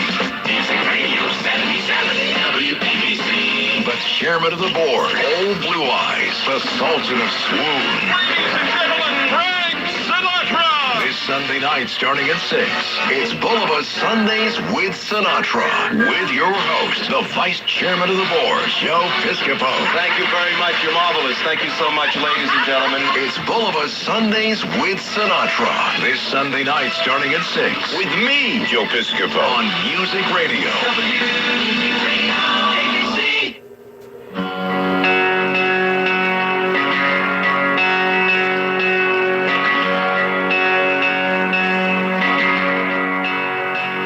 Gonna tell you a story. Yeah, let me see. Elmer Time, Texan has a new model. The PL520 supposed to be an updated version of PL330. Okay, wow. I have to look at it. Is it USB-C? RT ask. USB-C. Hopefully it will be a USB Type-C connector. That would be nice. I can't read the next one because my chat is getting cut off. I don't know what's going on with YouTube today. They're cutting off my chat after... I know somebody posted after RT08 about the USB-C. And I can't read the chat because there's a gray bar right there in the right blocking it. So I have to wait till somebody else chat so I can read that. So I'm sorry, people. Anyway, yeah, so Theo, like I said, your radio is going to be by induction. That means you're going to have to put the loop next to the radio. Oh, it is USB-C. Okay, cool. All right, so I'm gonna be on for another hour. TJ McCormick is gonna be on, so he'll talk.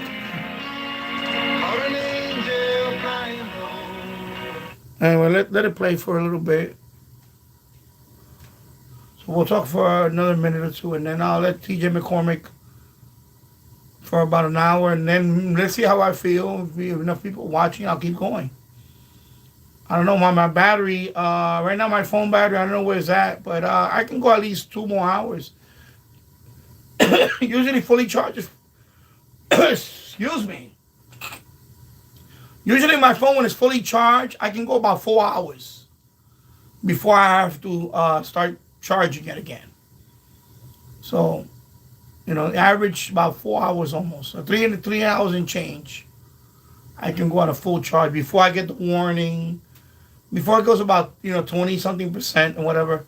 And James Farley, thank you for the super chat earlier. I really appreciate it.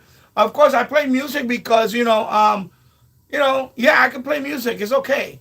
I just cannot get. I'm not gonna get monetized by the video with the ads. That goes to the artist. So it's a misconception out there when people say, "Oh, you're gonna get a copyright strike." No. A copyright strike is when you. Okay, I'm gonna make this clear for everybody.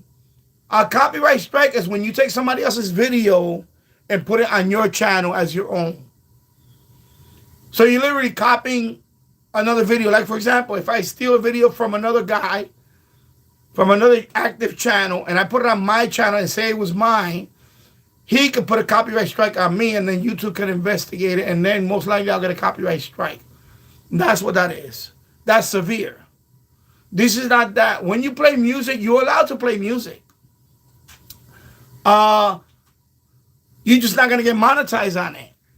That ad money goes to the artist. That's what that is. Okay, so I want to make that clear. It's a copyright notice.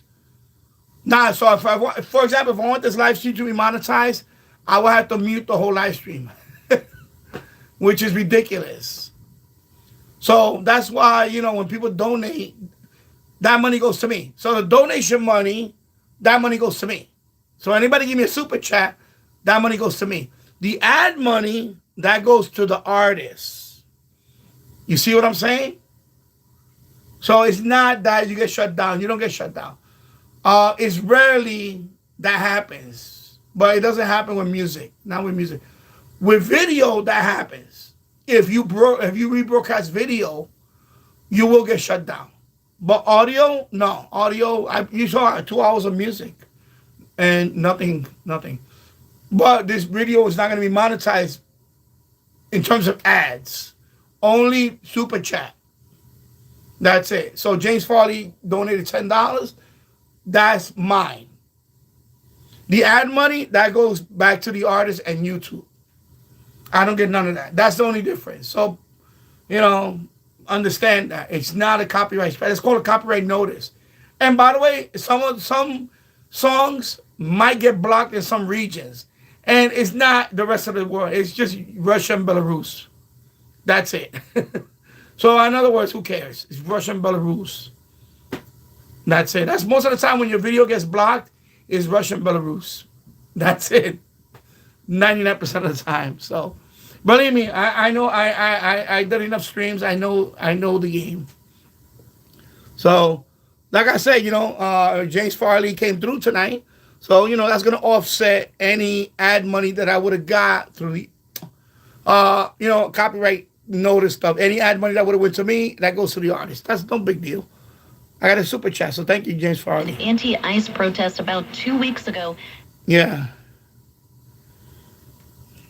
Well, there's some artists that, but I don't think so. I think I played Madonna. I played Madonna before on another,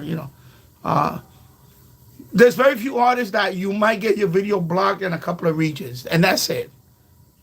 But it's not, no. It's impossible. But with as many channels that I watch that play music, like either a record player or whatever, and they're just not gonna collect money from the ad. That's all. So any video ad you see or whatever, that all goes to the artist and YouTube. I don't get none of that. All I get is a super chat. Whatever the super chat is, that's what I get. It's going to be very, very important with some. Yeah. So that's all. So I want to clear up. I want to clear up that misconception. It's called copyright notice. It's nothing. It doesn't affect your channel.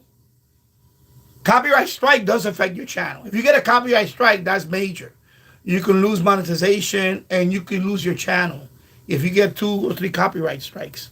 But I don't get copyright strike because I don't copy people's video. All my videos are mine. All my live streams, all my videos are originally from me. But there's channels out there that do try to take other people's videos and repost it as theirs and all that, which is shameful. And I never had that happen to me. Thank God. Nobody ever tried to copy any of my videos and put it on their channel like this theirs. And then that never happened in YouTube for me. Thank God. And YouTube now is automatic. It has an algorithm where it can detect. If I post a video and somebody takes my video and puts it on their channel and try to say, re-upload and say it's theirs, YouTube will find that video and send me a notice. And they'll send me a notice and they'll tell me, do you want to put a copyright claim on this? And then I can just say yes. And then YouTube has to make them. YouTube sends them a notice and say you better shut it down or you're gonna get a strike. But that never happened to me. And that never happened to me. I never had anybody try to copy my videos. I know there's other YouTubers that happens, but it never happened to me. So Overnight clouds to clear up, low of 13. I'm Liz Radabali. Yeah, Liz Radabali. Oh, yeah, there you go. All right. I'm going to put Dr. Oh, yeah, Dr. Sky. That's right. It's Dr. Sky on. Hello. Yeah, by the way, it is not TJ because it's Dr. Sky that's coming on now. However, it's a rebroadcast. So he's not live. So don't bother calling in. This one is a rebroadcast. So, okay, Dr. Sky for a bit. From the powerhouse blowtorch signal of Talk Radio 77 WABC, So enjoy Dr. Sky. broadcasting out of the center of the universe, New York City, and around the world, ladies and gentlemen. Welcome to another adventure with the Dr. Sky Experience. We appreciate you, no matter where you're listening to this powerful signal across the nation, around the world, and I'm sure the broadcast signal moving out into deep space. During our 2-hour conversation with our soon-to-be-announced adventure, we welcome you, ladies and gentlemen, in our participation in what we like to call dialogue with critical thinking. But the contact number, as always, is 1-800-848-9222. 1-800-848-9222. And in case you're a first-time listener, we appreciate you. The content here on the Dr. Sky Experience delves into the realms of astronomy, space, aviation, weather, celebrity guests, and stories of American exceptionalism. So there's a rebroadcast. We like to call it Theater of the Mind. And I'd like to thank our helmsmen, both Tony and Bill, for navigating this signal so it comes across just as clear and, of course, powerful as you would expect. As we move deeper into the month of January 2026, it's amazing how fast this tiny little orb, what Carl Sagan described the Earth as the pale blue dot, moves through time and space around this rather insignificant but important star to us. More importantly, what do we have for you, ladies and gentlemen? If you've ever wondered about the great mysteries of the universe, what are we made of? How did the universe begin? What secrets do the smallest, most elemental particles of matter hold? And how can they help us understand the intricacies of space and time? Since 1967, Fermilab has worked to answer these and other fundamental questions and enhance our understanding of everything we see around us. As the United States' premier particle physics laboratory, they do science that matters. They work on the world's most advanced particle accelerators and dig down to the smallest building blocks of matter. They also probe the farthest reaches of the universe. Okay, yeah, this one they played a few weeks ago. So this is about Fermi Labs. Okay, so yeah, I'm not gonna worry about it. Elmer Time, there is some different video program. Yeah, I know there's some YouTube clones out there. Those, but that's not YouTube. That's whatever. I got a bunch of those. There's in Russia. There's one called RUTube. Like Russia RU, the letter R and the letter YouTube. And they got a bunch of my videos. Probably the whole library. But what I put in my description is links. So that's why people frown upon putting links on your description. No, I encourage links in the description because that's how I found them. I have all types of links on my description. My affiliate, Amazon. I have my other channel links in there and everything. So yeah, they can post my videos. They can post my videos all they want in Russia or in another country. They have other wannabe YouTube channels. That's fine. But my links are in the description. And that's free traffic for me. That goes right back to my network of social media and all that stuff. So yeah, so someone has been posting all my videos on that platform. Vocals changed to Russian, yeah. But I wouldn't worry about that. That's, you know what? That's free publicity for you.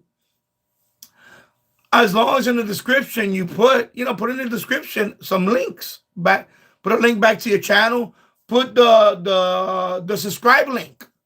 This is every channel has a subscribe link. So when they click on it, you get the pop-up that say, "Would you like to subscribe to this channel?"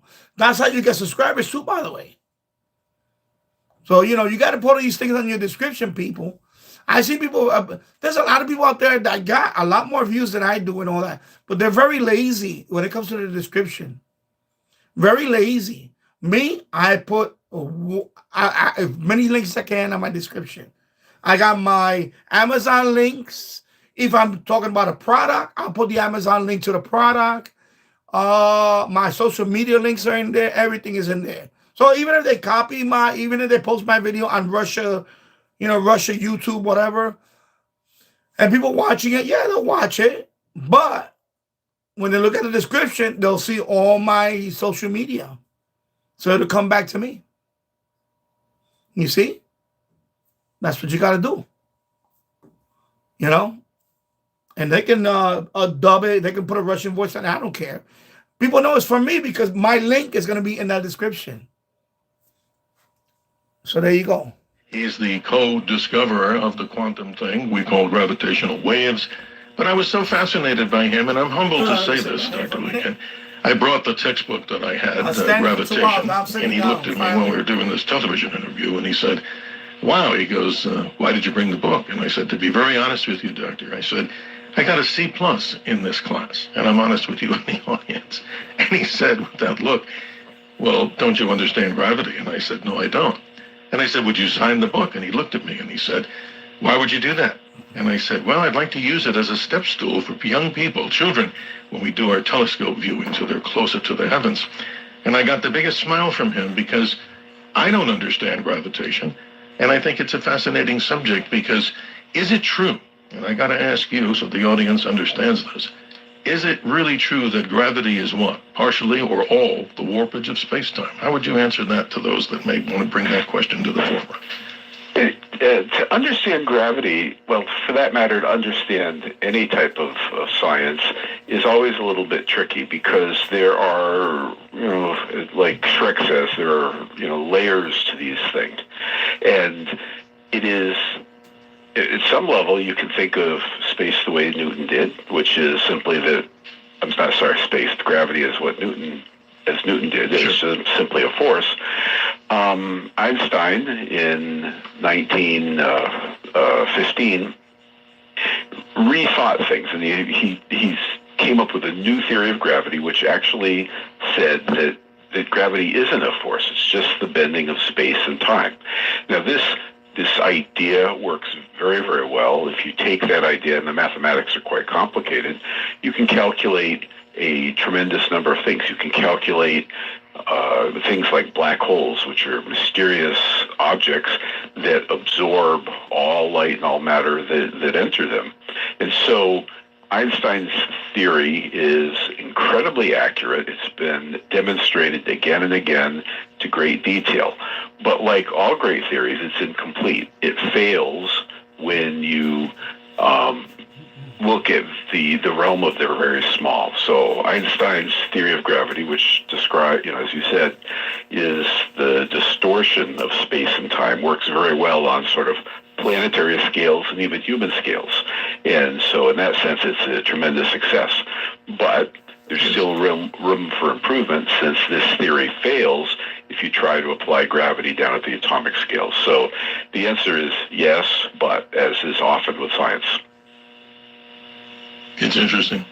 try to convince on a lighter note somebody if you take a 50-pound barbell and drop it, hopefully not on our foot, and if you explain to them in simple, the terms that you're going into in great detail, that it's not necessarily just the Earth pulling it down, but it's the warpage of space-time, well, that might be a convoluted type of situation, but it's so fascinating because as we talk, Doctor, on this particular show about the realms of astronomy and space and add on, all the way down the line, I find it so fascinating to talk now going deeper the other direction because these great mysteries are something. I've studied this from school. I've studied this doing lectures, but not you. That's why we have you, Dr. Don Lincoln. Describe to us Fermilabs. This is fascinating because many people may get misinformation, and I read all these stories that I could make commentary on, like you, of course, can and will. That's a lot of misinformation, and it goes back to the stories of CERN, which we'll get into later, that some are saying, oh my goodness, they better stop those experiments with these particle accelerators because this is incredible. This could distort us and move us to another dimension. That's incredible. That's what? Kind of ludicrous, don't you think? Well, it's not ridiculous to ask the question, and I want to. No, I mean I respect the question, right? Right. Go ahead. Yeah, that's amazing. But I can tell you why we know it's we know it's not true. Now I could tell you we know it's not true because we can do calculations and prove that this is a silly question. But it would be reasonable to suspect, well, maybe my theory isn't correct, and maybe I don't really understand things well enough to definitively say that it's safe. But what I have a way of proving that it's safe that has nothing to do with theory. You see, what we do at Fermilab, or for that matter, any particle accelerator laboratory, is we accelerate subatomic particles, in the case of Fermilab, protons, to near the speed of light, and we smash them into other protons. So basically, you think of one proton as a bullet shooting at a stationary bullet, and that's kind of how it works. And that actually does generate a tremendous amount of energy in a very, very small volume. It's very hot temperatures. It's much hotter than the center of the sun, and that all sounds very scary. However, and this is the thing that's really important, the universe itself also accelerates protons. So there are these things called cosmic rays from space. The very, things like black holes and neutron stars and so forth have very strong magnetic fields, and they accelerate protons to speeds and energies far, far higher than we can generate at a laboratory here on Earth. And these protons fly across the cosmos, and occasionally they will hit the Earth. And so when these high-energy protons hit the Earth, of course, the Earth is surrounded by the atmosphere, which is made of atoms and protons. And so the protons of cosmic rays smash into the protons of the air. And those collisions are far, far higher energy than anything we could generate at the particle physics laboratories. And this has been going on since the Earth was formed 4 billion years ago, and we're still here.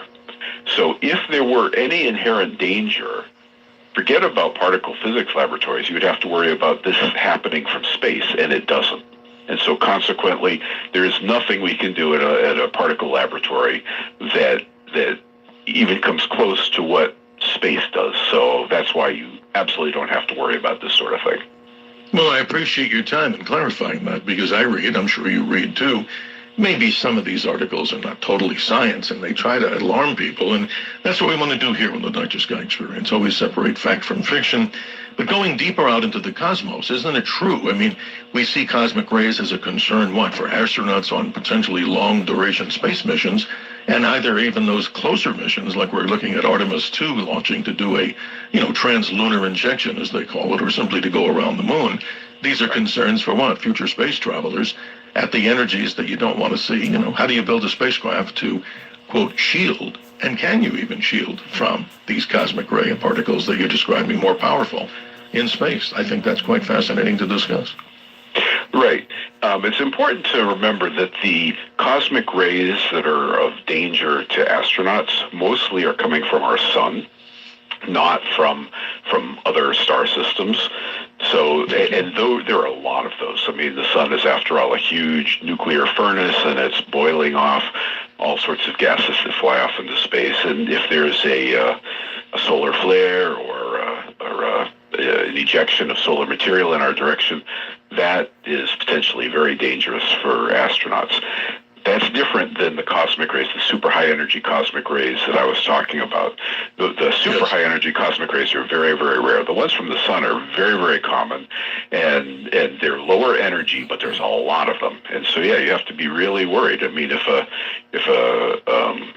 some kind of ejection, coronal mass ejection, which is just the ejection of material from the sun, happens when astronauts are in the wrong place, that could indeed be terribly, terribly dangerous. Absolutely, and not to mention the plethora of satellites that we have, whether they be SpaceX Starlink or any other type satellites in space. A good dose we've seen, about a year ago, May 10th, a large solar massive ejection, a big CME. There could be in the future if we don't have a way to protect us. But the interesting part of this conversation, Doctor, is going down into the smallest way. In other words, from what we see as humans standing on planet Earth, looking deeper into the cosmos, the work that you do. And ladies and gentlemen, if you're just joining us, and we appreciate you always on the Dr. Sky Experience, our special guest for these 2 hours is Dr. Don Lincoln, an American physicist, of course, talking about his participation with Fermi Labs and so many other things that they do. Your questions and comments, and I'd hope you'd get in early, ladies and gentlemen, with questions on this particular subject that I myself cannot answer and would never try to. The contact number is 1-800-848-9222. 1-800-848-9222. We like to call it Theater of the Mind, Doctor, and the reason for that is we're obviously sitting here and listening, and that's a good thing. We're not watching visuals, but it's also important to participate, ladies and gentlemen, in the conversation. Let's go back to the formulation of quantum theory, and if I'm correct, we're talking about something that's maybe 100 years old. This Solvay conference that we talk about, and many people in schools I've talked to, and in seminars I've attended, they talk about some of the world's greats, from Einstein, so many other people, Madame Curie, Max Planck. I mean, go back in time and talk about this, because 100 years almost to the date, this is the earliest formulation of this massive subject. We're only just touching the surface of what's really out there. Describe that whole conference, if you would. Well, the theory of quantum mechanics, as you say, was really sort of the beginnings was 100 years ago. And it really completely changed our understanding of how the laws of the universe actually operate. Before that, we believed in basically Newton's laws and the laws of electromagnetism, which are deterministic, so suggesting that if you knew the configuration of something, baseball, say, and you knew where it was, you could calculate at all times in the future where it would go. Basically, that's a fancy way. If you threw a ball, you'd know where it would go, and you could calculate that. Correct. But it changed. It changed in 1925 when we realized in the quantum realm that wasn't the case. If you had all possible information and you tried to make a prediction, you can't predict where a subatomic particle will go, a proton, an electron, a neutron, a photon, any of those things. All you can do is predict probabilities. You say it has, a 10% chance of this, a 20% chance of that, a 30% chance of something else, and then you can do the measurement, but you won't know where it will go. You just know where it might go. If you do many, many, many measurements, you'll see that your calculations are correct. And this fundamentally changed our entire way that we think about the world, because it runs counter to our intuitions. In our intuitive big world, if you drop a barbell on your foot, you know it's going to fall, it's going to hit your foot, you know it's going to hurt. But in the quantum realm, if you drop that, it might hit your foot, it might pass through your foot, it might go somewhere else. And that's just very, very weird. It is. It's very strange. And let's do this before we go to the hard break. And again, 1-800-848-9222. A fascinating guest, ladies and gentlemen. One that I've wanted to get for quite a long time, talking about the mysteries of subatomic particles, particle physics, and all the things that you may hear, which may be incorrect, that if CERN or these labs like Fermi Labs do continue to do this great research with high-energy particles and high-energy physics, I've even heard, to the ludicrous commentary that some have made. And again, you're going out and qualifying this, that, wow, the whole Earth could be vaporized if we go into a black hole with this. Maybe more science fiction. But let's take this. It's a complicated subject for many, but I know you're the guy, the answer man on this. Let's take the basic atom and break it down as you go into these substrates. What are we listening to or about? Because this is the theater of the mind. Going from one atom, what are we going down into, and what's in there that now you're going to tell us about that goes into the quantum realm? All right. So basically you're asking what's the makeup of an atom. So people have heard about this perhaps in high school. An atom, maybe this is an imperfect picture, but if you can think of the atom as sort of like a tiny solar system. It has a nucleus at the center, which has a lot of mass, and then it has electrons swirling around it at large distances. And by large, of course, it's still very, very small, but large compared to the center. And, unlike the solar system where the planets all go in the same plane when they orbit, that's not true with electrons. They can go in that plane, but they can go anywhere around, just orbiting the nucleus at the center. So you have electrons, this big cloud of electrons, and we could spend a whole hour talking about all of the weird things about how those electrons do what they do. But for the moment, think of it as sort of a swarm of bees surrounding a very small thing at the center called the nucleus. And this is effectively the same as the sun, if we go with our solar system analogy. This nucleus actually consists of smaller particles within it called protons and neutrons. Protons have an electrical charge, and they are the thing that hold the electrons in orbit. And the neutrons are just there, and they're heavy. They don't have electrical charge. So that's kind of neat. So if you think of the nucleus of the atoms, I like to think of it as it's very similar to a bunch of marbles that was handled by a toddler with sticky fingers. So all of the marbles are all sticky, and they kind of hold together. Now, if you go even deeper, if you go inside the proton and inside the neutron, there are even smaller particles within them. And the ridiculous names, they're called quarks, which is not the sound that an Australian duck makes. So they're quarks. It's hilarious. And then there are other things that hold the quarks in the proton, and these particles are called gluons. And why are they called gluons? Well, because they glue the quarks together. And so that kind of is as far as we know. We know that inside a proton, there are 3 quarks and these gluons that are flying around holding the quarks together, and the same thing in neutrons. Now, it remains possible, and in fact, if you ask me, I think it's very, very likely that the quarks themselves have things that are even smaller. Now, absolutely nobody should believe that. Not one listener should believe the statement that there are things inside quarks, because we have zero experimental evidence that it's true. This is just sort of my intuition, my prejudice. I think that's probably true, but you should be completely skeptical. Nobody really knows, right? Nobody knows. And this is one of those cases where it's really important science that you should never believe what you think.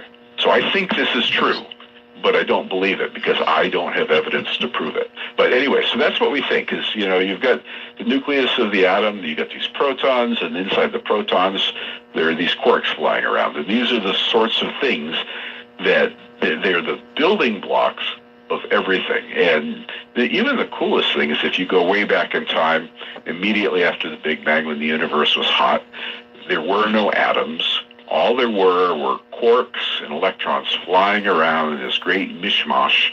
And it was only later, when the universe expanded and cooled, that atoms formed. And so that's kind of why it's really neat to talk about these subatomic particles, because not just because of how they make up the matter that makes up us, but also it is a way, by studying these, to actually literally recreate the conditions of the Big Bang. So by smashing atoms together like we do, we are able to actually recreate what the Big Bang was and understand what it was like when the universe was created, which is like... No, that's amazing stuff you said as we go down to the bottom of the hour here. So, ladies and gentlemen, our class will take a brief recess as we continue with Dr. Don Lincoln, American physicist. He's talking with us about so many things that go into the tiny world as we look out to the mega universe, allegedly formed some 13.8 billion years ago. And if you ask the question, who formed it? We'll have to do about 400 hours of speculation on that. But ladies and gentlemen, most important to us here on the Dr. Sky Experience is your participation at 1-800-848-9222 as we move into the mysteries of the universe with our very special guest talking about these things. And boy, folks, you ain't heard nothing yet. Wait till we return with your questions and comments on this most momentous moment on the Dr. Sky Experience. We'll be right back. Now, the latest from the 70s. Yeah. Oh, that sounds like a good plan. Yeah, I would just, that's what I do. You're not going to be able to fight that. And plus, you don't want to fight it. That's just, there's a lot of YouTube clones out there all over the world. And, my videos are all over the world. And, but if you look at my description, I have plenty of links to other stuff. So that's just free, I could say a free publicity. RT0, I used to find people on eBay years back using my photos for their sale. Well, yeah, that is that's not right. That's definitely, but the YouTube clones and around the world, there's a whole bunch of them. There's millions of them. When I first started my channel, I remember, I would look at my analytics. I would see some YouTube, clone from the Philippines. And I was like, okay, cool. It never bothered me, because I got my links in the description. So, and, the title will still say Danny Shortwave, blah, blah, blah. They didn't change the title. They didn't change anything. They just reposted my video. Actually, it's not even reposted. It's just regurgitate. Well, now when I say repost, I mean they didn't upload the video. It's just, I believe me, I know, because I had YouTube sites when I used to host years ago. When I used to host, when I had my own web service and all that, and there's scripts for that. There's programs that do that, but not take YouTube videos. It would actually this is more for like the naughty sites. I'll leave it at that. There you go. I'll leave it at that. But yeah, Always look. I wouldn't worry about it. Anyway, this is a rebroadcast of I believe it was 3 weeks ago, 3 weekends ago. So that's why I'm not really because I already heard this episode. And you're listening to the Dr. So of course they're talking about the Fermi labs and all that. So this is a 2-hour guest, and yeah. So there you go. The other, I can't read the other until somebody posts ahead of you. Okay, because it stops at RT08. The other post, I can't see it because I got a gray bar blocking it. So I'll read it on the next break. 33 minutes after the hour, ladies and gentlemen, and class is back in session after our short recess. Our special guest is Dr. Don Lincoln, an American physicist. His YouTube channel, Fermi Labs, is someplace you want to go, ladies and gentlemen. And he's the author of a number of books, one which we'll get into later, Einstein's Unfinished Dream, Practical Progress Toward a Theory of Everything.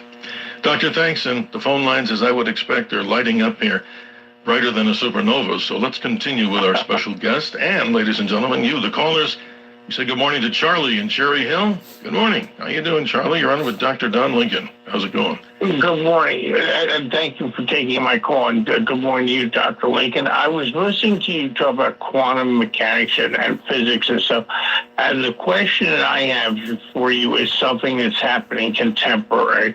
It's today's news, and I was wondering if you could comment on whether it has to do with physics or not.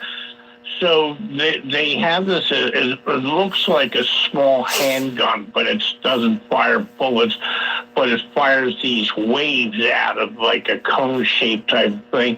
and it's caused Havana syndrome in like American CIA agents in Cuba. And they have it now, and you fire it, and it fires waves, and it either hits a person or a crowd of people, and it causes the inside of the head to feel as if you're on fire, as if the brain is on fire, and it causes the person naturally to pass out and to vomit, or the crowd of people you're firing at to pass out and vomit. And I was wondering what Dr. Lincoln thought about that, and how is that involved in quantum mechanics or if quantum physics, if in fact it is. Yeah, Doctor, is any correlation that you can give us? A little off subject, but it also, I respect our caller, Charlie. He's got a good point. Well, it's an interesting question, Charlie. So the thing is, what you're describing, I haven't actually touched the equipment that you're describing. I've read about it in the news, but this doesn't have anything to do with quantum mechanics. This is essentially a radio transmitter, probably. So it's basically a microwave. And yes, absolutely, microwaves. Weapons have been created for crowd control stuff, and it's a real thing. Now, whether or not the apparatus that we hear about in the news is what caused Havana syndrome or not, I can't say.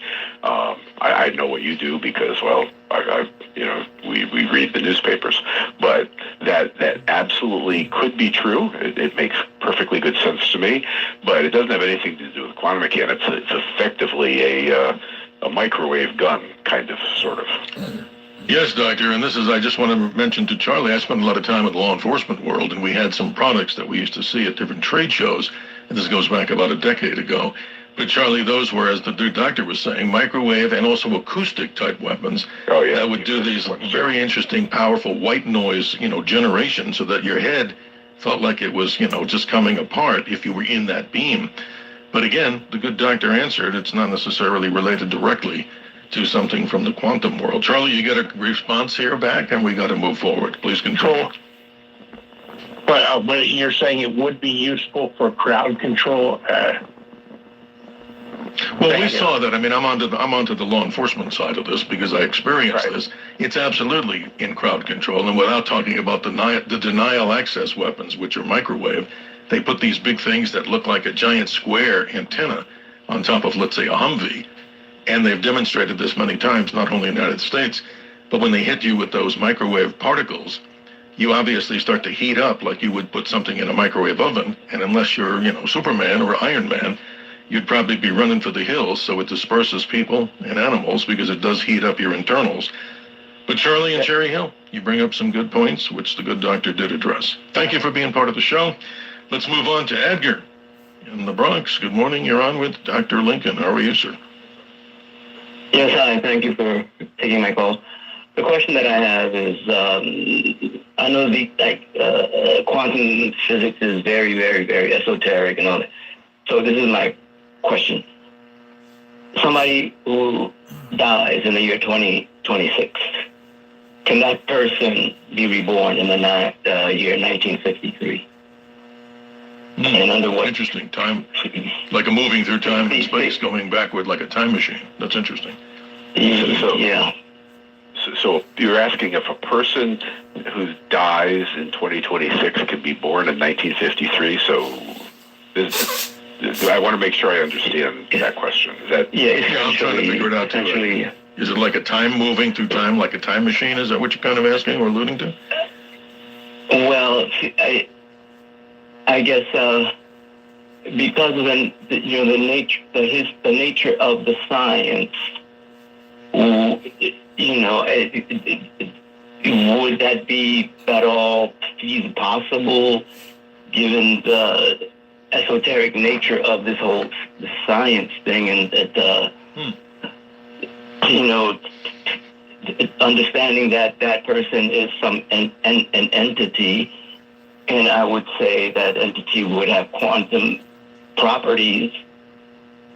And well, Edgar, I guess the doctor can explain it better, but we're all baryonic matter, right, doctor? So how would that fit in? If I think what Edgar's trying to ask is, I guess, could you move through time and space, I guess, if that's what I'm thinking I'm hearing. Well, moving through. I certainly could move through. I can move through space because, I'm going to go get a coffee here in a little bit. And moving through time is pretty easy because I'll wake up tomorrow morning. But unfortunately, the only way we know to move through time is forward through time. We have absolutely no knowledge of how we can move backward in time. Now, this is actually a very interesting point. And the point is that if you look at the most basic equations that exist on the quantum world, it doesn't respect forward or backward in time any more than it respects left or right or forward or backward. However, once you get to complicated objects, bigger objects like people, or they don't even have to be that big, but where there's many atoms, there's a lot of particles involved, the laws of nature conspire to say that when you have a bunch of them, they can only move forward in time. Now, I'm in the business of learning new laws of nature. That's what I do. That's what research is. So it is, it's worth talking about the idea of maybe there is some undiscovered physics that would allow us to go back in time. But I can tell you that to the best of our knowledge, right now, this does not appear to be a possibility at all. Thank you. You get the last word because we got a full board of callers, but we always respect the questions. You have a final comment? Please continue if you do. No, I just appreciate hearing that answer. Well, thank you. And Doctor, would it be something like this? Because you're talking about something here that in space there's no direction, let's say. So the cosmological principle, which I understand, doesn't the universe look the same in every direction? At least that's what we think, or we don't know that at all. Is that relative to what we're talking about? Well, we do know to a significant degree the cosmological principle that you described, the Copernican principle, that basically no place in space is special and all directions look the same. Right. Now, that's a statement, but it's also a statement you can test. And there have been a large number of tests, and to basically the consensus is that is true. Now, there have been a few measurements that suggest that there might be a direction in space that's somewhat different than others, or that perhaps space is spinning. But these are controversial, to say the least, and the data is, not definitive. So I would say that the correct way to think of this is the vast majority of our understanding is that, as you say, the Copernican principle, no place is special and all directions are the same. However, it is a fair question. It's something we measure, and people find hints and they continue to look. But right now, that doesn't seem, there doesn't seem to be a special direction. No, I mean, all of that seems so strange. We had a gentleman on, Dr. Rizwan Virk, a multi-billionaire in the gaming industry, and his book that I interviewed him a number of years ago was called The Simulation Hypothesis. And he believed, without the details of the science that you have, but more of his own research and philosophy and all different things, religion, he believes that everything that we're experiencing, maybe right now in this iteration of the Dr. Sky experience, that it's all controlled by something behind the curtain, kind of Matrix-like. And I found that to be totally fascinating, because what if, since we really don't understand time, we don't really have any way, like you described, we can't go backwards in time. But isn't that an interesting hypothesis? I mean, it just doesn't sound silly to me. It sounds, I like to keep an open mind, that maybe something else is controlling everything, what we think is consciousness and reality. That's a big subject too, don't you think, Doctor? It is. The simulation hypothesis is, it's interesting, and of course the problem is some things are very difficult to disprove, because if we are in a simulation, then it will unfold, and if we're programmed properly, we might not even be able to do a test by construction of the program to test it. However, this is something that people have thought about, and I think the best way to think of it is it is still firmly a science fiction topic, and not one for which that there's really any evidence. And it's important. I think this is really an important point. There are lots and lots of ideas about how the world works, but there's only one right idea. And that's just like if you go to a library, there are lots of fiction books there that postulate something that could be, but just because it was written down doesn't make it so. And so... Well, Dr. Lincoln, we're going to take a short break and a recess, as we call our classroom here on the air, in our experience here on the Dr. Sky Experience. And ladies and gentlemen, we haven't gotten to Ted in Forest Hills, David in Pennsylvania, Frank in the Bronx, Stu in Brooklyn, how about Robert in the Tar Heel state of North Carolina? And you, ladies and gentlemen, we're here for 2 hours on this special edition of the Dr. Sky Experience, 1-800-848-9222. And we have an answer man, Dr. Don Lincoln, talking about Fermilab, CERN. All right, there you go. They're talking about Fermilabs. They're going to be talking about that. And why can I get this last post? I don't understand. Why is it doing this? Why is it doing this with the post? I can't read the latest post on my chat because there's a gray bar blocking right on it. Anyway, somebody just type bump so I can bump up this. So I can read the chat. Just type bump, enter. Because the latest post on my chat is blocked out by gray bar. I can't show you because I'm on the phone. And it's annoying. I can't read the latest post. So, I read RT08, and I used to find people on eBay years back. But the post after that is the one I can't read. So somebody just type in bump, enter, please, so I can read his. I can't see who it is. It's annoying. Oh, my God. I'm sorry. Anyway, I'll read it. Eventually, somebody will type a type something, and then I'll be able to read your post. So anyway, this is a rebroadcast from 3 weeks ago. That's why, I'm not really paying attention too much. I already heard this.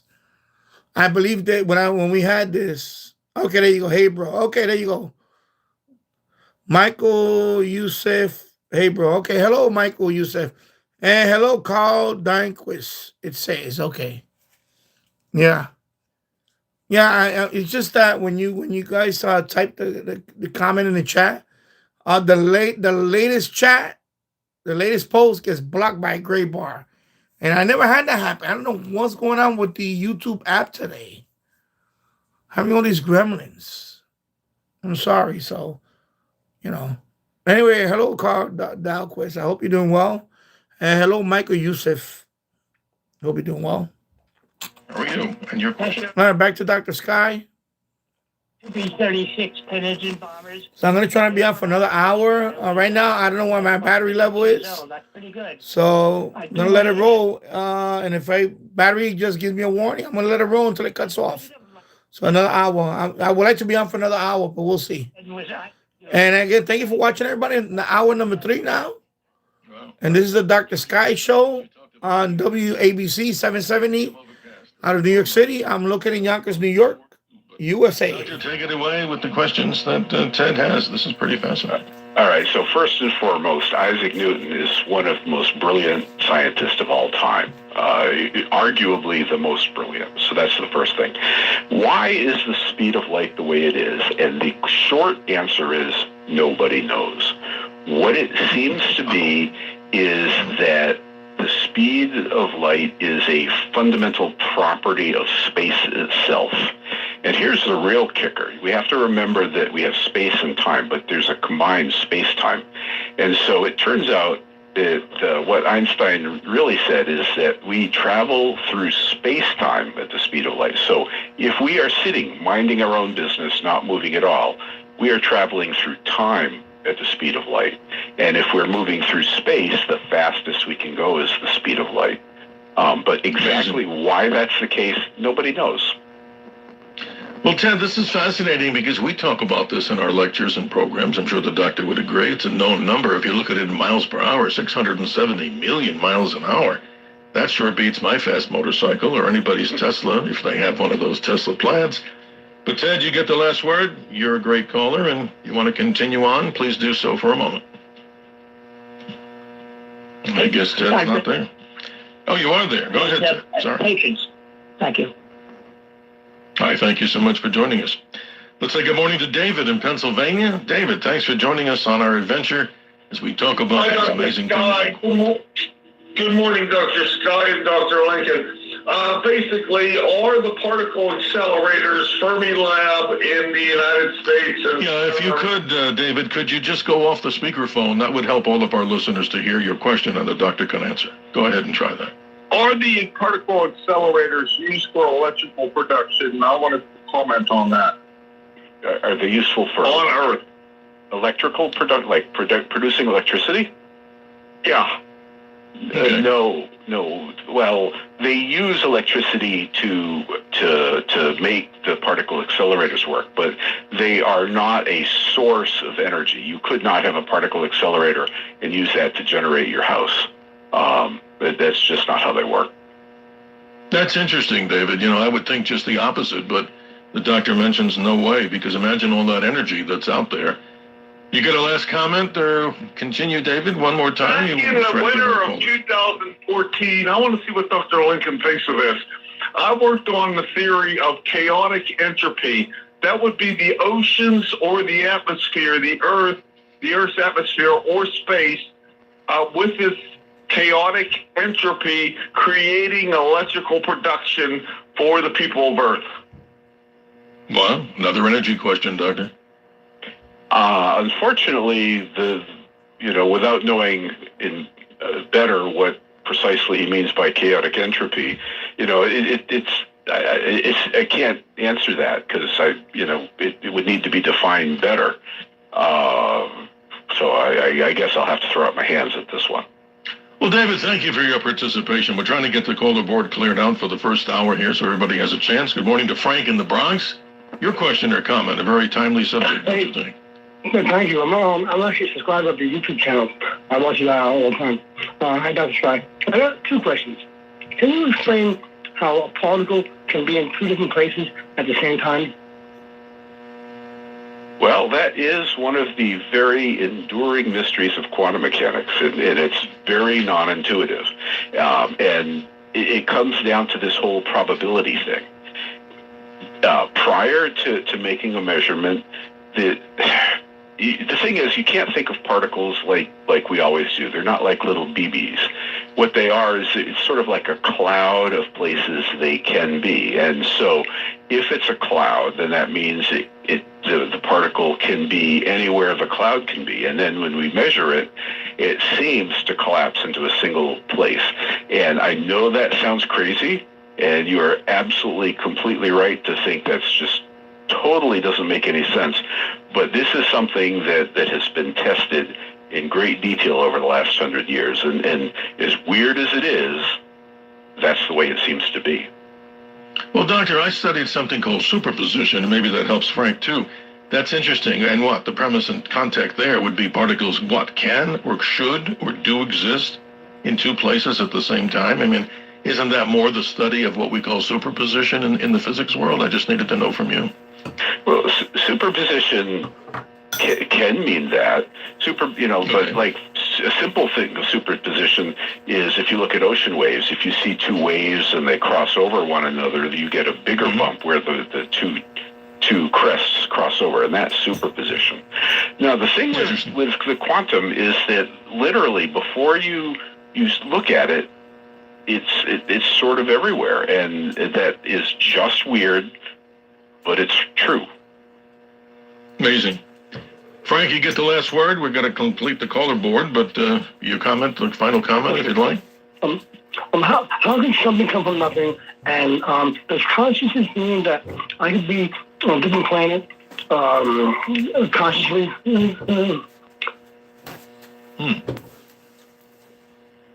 That's an interesting pretext, right? I didn't quite get it. Consciousness says you can be on another planet. Right. In other words, a transformation, right, Frank? You're talking about somehow with a different level of consciousness, you could be in two places at once. I don't know. Maybe that's what you're asking, Frank. I think that's what he was asking, Doctor. Let's continue on. Thank you, Frank. We certainly appreciate you. Stu in Brooklyn. Good morning. Your question or comment as we move to the top of hour number one. Yeah, good morning, guys. Quick question. The fusion energy, Right now, the heat that's developed is enormous. There isn't a material on Earth that can hold it, so they have it trapped in a magnetic cage. Is there any role for quantum in helping to speed the arrival of fusion energy? That's interesting. Well, the thing is, quantum deals with the smallest of scales, so it's the size of atoms. But a fusion reactor is not the size of the atoms. It's the size of a house or a large building. And so the laws that govern the containment of fusion reactors are not quantum. Now, it's true that the individual atom fusings are quantum, but your question was about the containment, and that's just simply too big for quantum to have any relevance at all. Stu, you get the last word. Please continue.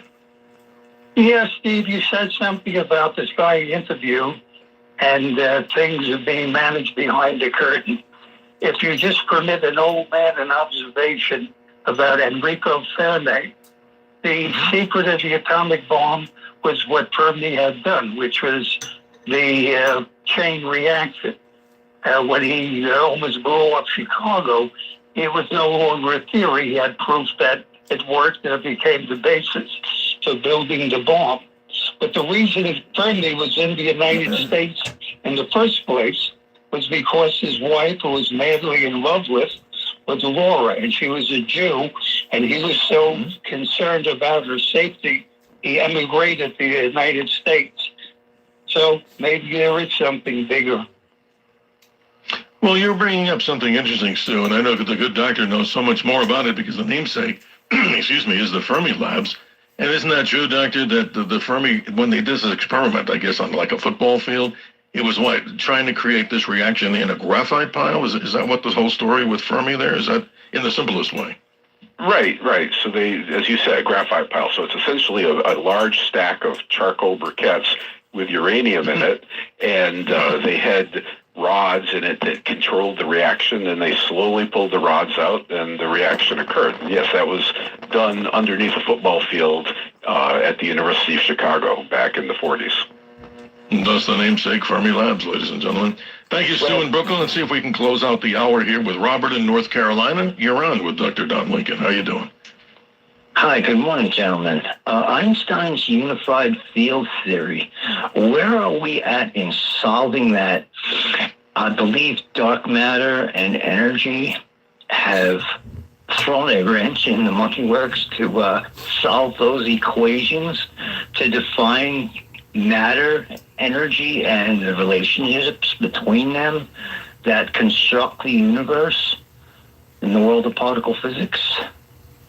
It's amazing, Robert. And Doctor, we only have about 2 minutes here, so I hate to cut everybody short. If you want, Doctor, continue with your explanation. But Robert, we could hold you over if you'd like to do that into hour number 2. But please continue, Doctor. I think Robert brings up something very fascinating. All right, so Einstein did come up with a theory that showed that energy and matter are the same, and that, in a sense, was unified. But what he was trying to do, he's trying to come up with a total theory, a theory of everything, one that explained all phenomena. And he died without coming up with a successful theory. And that's, to this day, there is no such theory. Now, there's a lot of things we could talk about, but it's important to remember that that theory is not yet available to even the brightest of minds. That's amazing. Robert, would you like to hold? I mean, we'll be happy enough to keep you over. If you'd like to continue this conversation, it's up to you. Oh, thank you, Robert, for your call. Ladies and gentlemen, we're approaching the end of hour number 1. Moving through time and space is the good doctor, Dr. Don Lincoln, American physicist and Fermi Lab in excellence par. Let me say this.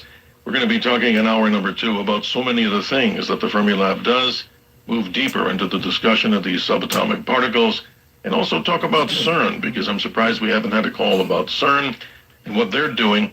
And also, folks, I'd be remiss if I didn't mention something very, very important. The good doctor will talk about his co-discovery of something called a top quark. This is interesting. Not top shelf, like something you put in your microwave to eat quickly as you're on the run, microwave it. But not to be funny, we're also going to be talking about the mysterious item that's somewhere out there in the universe and now detected, called the Higgs boson. And you were at the part of the discovery, and on that discovery team, I should say. back in 2012. Your questions and comments as we move through time and space, literally. 1-800-848-9222, ladies and gentlemen. All right, a little break there. I just got a message now. I have to go early in the morning. No, I'm gonna be up for. I'm gonna second hour is gonna go on. So far I got no battery warning on my phone, so another hour. So this is the second hour of the show coming up, and then after that I will end the live stream. However, I gotta pick up a whole bunch of computers tomorrow. My sister-in-law works at a bank in Manhattan. So they're getting rid of a whole bunch of computers, and I think it's about 5 of them. Well, I think it's more than 5, but I'm going to take a few of them. You know me, I got to salvage computers. So, when I said I was looking for a computer for the boiler room, guess what? I might pick it up tomorrow. Yeah, so, I have computers. I have a lot of older computers. But I really want another computer that I can have in the boiler room here. Something very new, even if it's the last 7 years. Enough to stream. Something I can stream in here with. Of course, I'm using my phone right now, but I would like to have a... Anyway, so, yeah, it's great news. I'm always trying to salvage computers and all that. Pretty cool. So, So anyway, I got to be out of here at 9 o'clock in the morning. We're going to go downtown. My wife is going to drive down there. And we're going to pick up some equipment. Maybe even a server equipment for my server rack. They told me to bring a dolly. So I'm like, yeah, we're going to rack up on some computer stuff. You know me, I'm like, I'm the Fred Sanford of e-waste. This is New York's talk leader, the crown jewel of talk radio. WABC New York, WRCR Haverstraw, and 107.1 WLIR Hampton Bays. News first at 59 past the hour. 77 WABC News starts now. 77 WABC News first at 59 past the hour. It is 15 degrees and cloudy skies on this Sunday, February 1st. Good morning, I'm Liz Radabali. The dangerous cold weather is sticking around in the tri-state area for the weekend. Mayor Zohran Mamdani is urging New Yorkers to check in on neighbors and head to a warming center or warming bus if needed. The cold is continuing. And so what we are asking New Yorkers to do is stay inside. When they see someone who is outside who needs assistance, do call 311. So far, over a dozen people have been found dead outside since last weekend, with hypothermia suspected to have played a role in at least 7 of the deaths. Meanwhile, Mamdani says work continues to try and clear and melt snow, and he's asking New Yorkers to try and stay off the roads and use public transportation.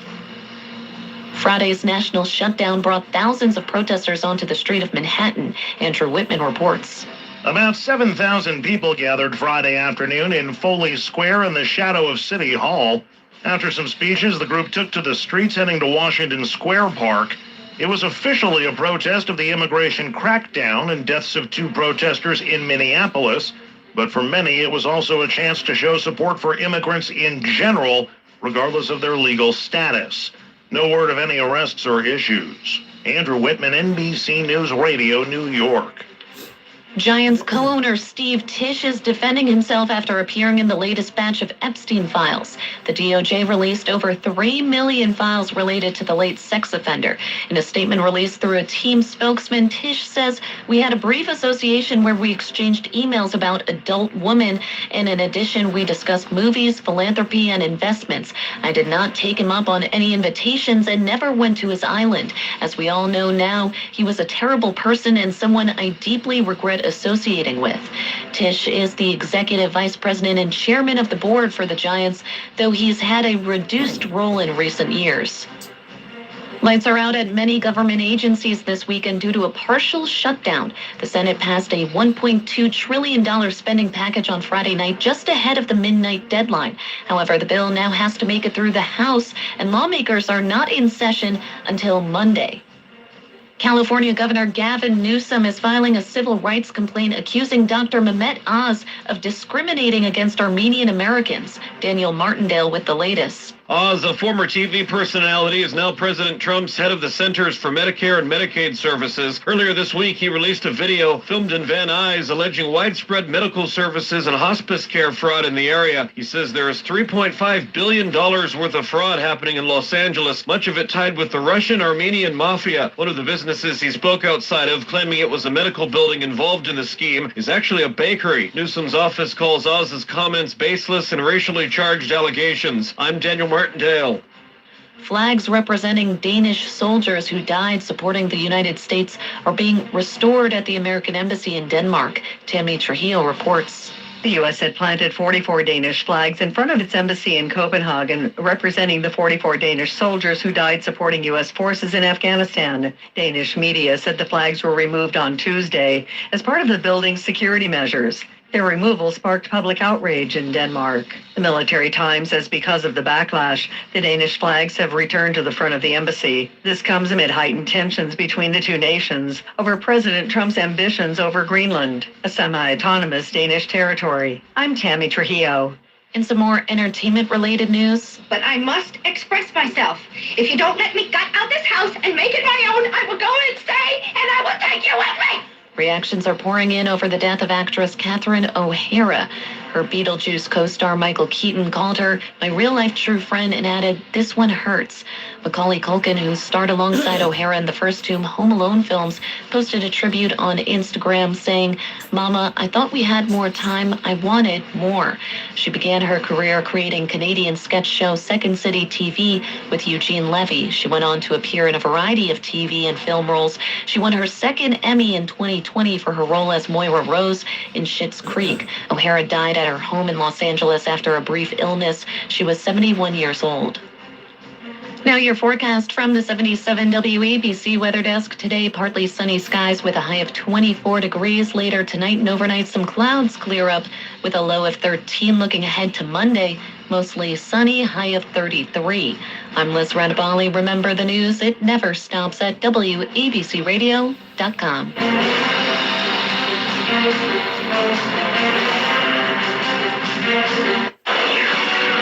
Always look to the sky. The Dr. Sky Experience is on the air. 77 WABC. Now, here's Dr. Sky. You're with me, ladies and gentlemen, on the Powerhouse Blowtorch Signal. Talk Radio 77 WABC, broadcasting from the center of the universe, New York City, and around the world. And I'm sure, ladies and gentlemen, with this powerful signal, beaming, of course, deep out into the cosmos. We appreciate you and the conversation we're having in this Theater of the Mind episode as we return from recess and continue our classroom on the air.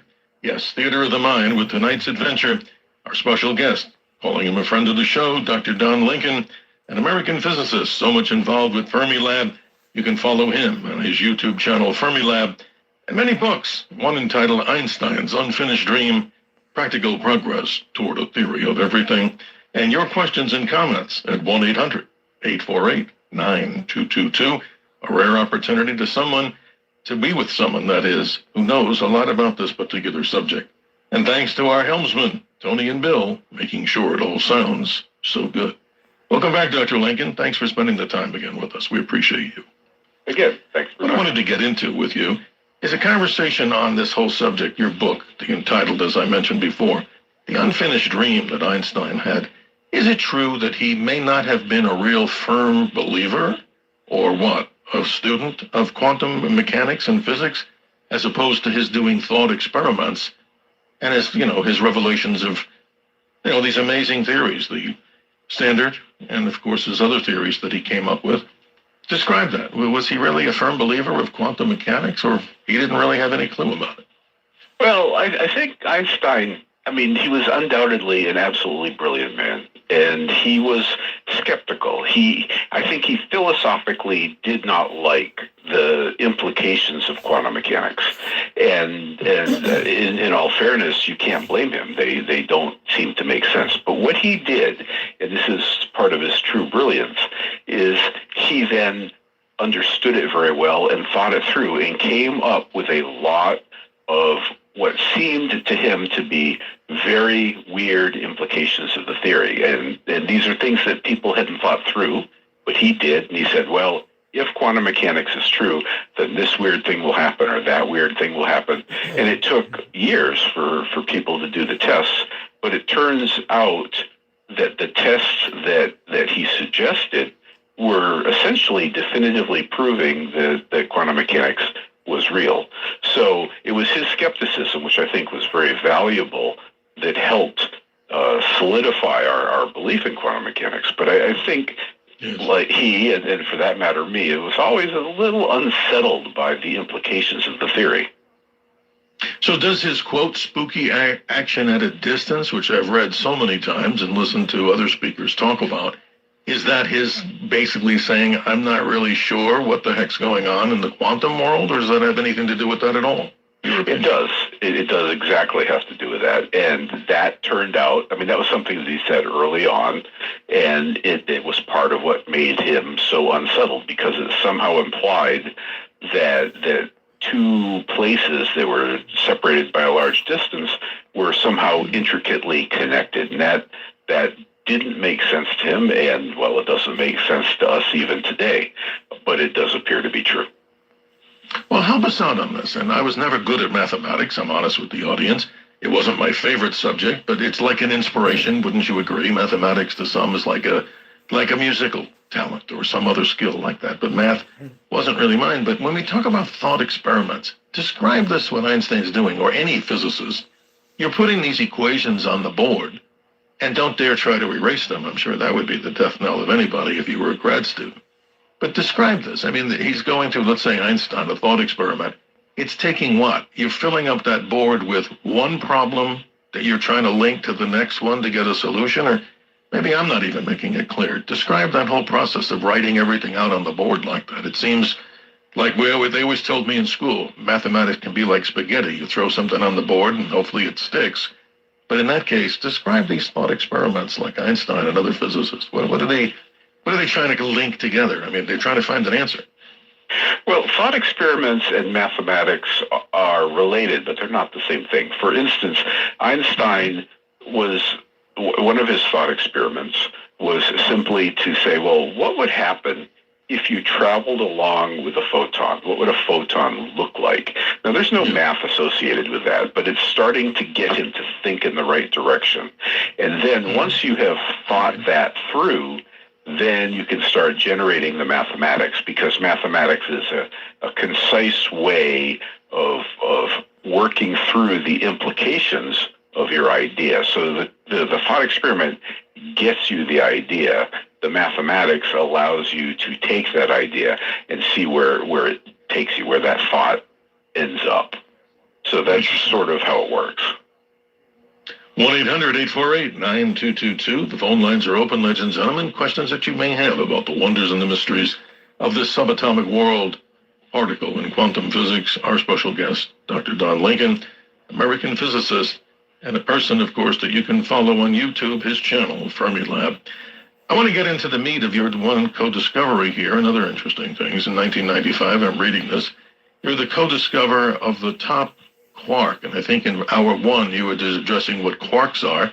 Talk about this. That's pretty exciting. I've never discovered anything. I thought I might have discovered a comet through hours, but describe the process and what are we talking about at this co-discoverer of a top quark? All right, so I tell, when I give public talks, I say that I discovered the top quark, but it was me and 800 of my closest personal friends. You can't tell my mom because, she thinks I did it. So, that's how it goes. Right. So there you go. You're a humble guy. Right. Yeah. So this is the way it works. This is a really neat thing. So everybody's heard about Einstein's E equals mc squared, and that says energy equals mass and mass equals energy. So what we do is we actually convert energy into matter. And we do that by taking a particle accelerator, accelerating it to very high speeds, near the speed of light, and smashing them together. And that energy then creates something that didn't exist before, which is truly a mind-boggling thing, but it absolutely works. And so the top quark is a particle that is smaller than a proton, but it weighs as much as an entire atom of tungsten. It only lasts. Wow, that seems incredibly impossible, but you're telling us it is real. It surely does. And it lasts for less than a trillionth of a second. So that's pretty bizarre, too. So it decays like an attosecond or something. With a 10 to the minus 25th, much faster than an attosecond. An attosecond is 10 to the minus 18. So this would be a 10 millionth of an attosecond. That's how little it's ridiculous. But so it decays, and then you see its decay products. And it turned out to be a very difficult thing. It was not until the Fermilab accelerator began operating in 1985 that it was possible to put that much energy in one place at one time, and even then it took years to figure it out. Nowadays, we have a new accelerator in Europe, the CERN Large Hadron Collider, which is even higher energy than the one at Fermilab, and where it used to take us something like 6 months to make maybe a handful, maybe 30 or 40 top quarks at the accelerator in Europe with so much higher energy and brighter beams, we make them 1 per second. So it went from being a discovery process to something that's now sort of blasé, things that's very easy to do. It's amazing. Yeah, it's incredible when we talk about these tiny, tiny things that are available, not even the blink of an eye. We're talking about what? These tremendous, 10 to the negative, what did you describe, 20? 25. That's even more incredible. So how does one detect that? I mean, you see it appears as just a little flash, and you capture that, or it's all theoretical? No. So the thing is, this is really neat. You can't ever see a top quark. It decays too quickly, and that's just a fact now. Not all subatomic particles decay that quickly, but that one does. But that's the way we do it is in exactly the same way that a bomb investigator works. You know, the bomb investigator is never there at ground zero when the bomb blows up, or he's never going to investigate the explosion. But what he does is he goes into a room and he looks at scorch marks, he looks which equipment is broken, he looks at damaged walls, and by the effect of the explosion on the known surroundings, you work backward and figure out the details of the explosion. And that's the same thing with these top quarks. They are created, they appear very quickly, they decay, but they decay into things that do last for a long time, and those things travel and hit the detector. So then you have to look at the detector, see what hits where, and work backwards. And then from what you see in the detector, you infer what happened in that flash that's too short of time to actually see. Well, help me on something, and the listeners, I'm sure, would want to know about this. I've taken many classes on this, but you're the expert and our guest. Here's an interesting thing. The 4 fundamental forces we all know, at least many people know, is, of course, electromagnetism. We have the strong and weak nuclear force, and we have gravity. And I've always heard this. I want to get your opinion if it's right. Of all those forces, believe it or not, gravity is what? The weakest of all those forces? Is that true? It is indeed, but you have to be very, very careful because what you said, you will read in any book. It says that gravity is very, very weak. And yet, gravity governs the cosmos. I mean, it'll reach out between galaxies and hold them together, whereas the other forces have no effect on cosmic scales. So when we compare the various forces and they say which ones are strong and which ones are weak, you have to actually answer that at different distance scales. And being that I'm a particle physicist, we think that the correct distance scale is the size of a proton. So on the size of a proton, gravity is incredibly, ridiculously weak, and that is true. But when you think about on much larger scales, like the cosmos, gravity holds the cosmos together. So it's very important to remember that answering which is strong and which is weak depends a great deal on how far apart two things are separated. Well, yeah, thank you for qualifying that, because simply reading it, you would say, wow, gravity's the weakest. So then, without going too deep into this, because I want to get our listeners involved in this, 1-800-848-9222 as class continues after the short recess we had at the top of the hour. And if you're just joining us, ladies and gentlemen, listening to this powerhouse signal that's beaming out to the universe, Dr. Don Lincoln, an American physicist, particle physicist, Fermilabs, we're talking about his YouTube channel, in many of his books.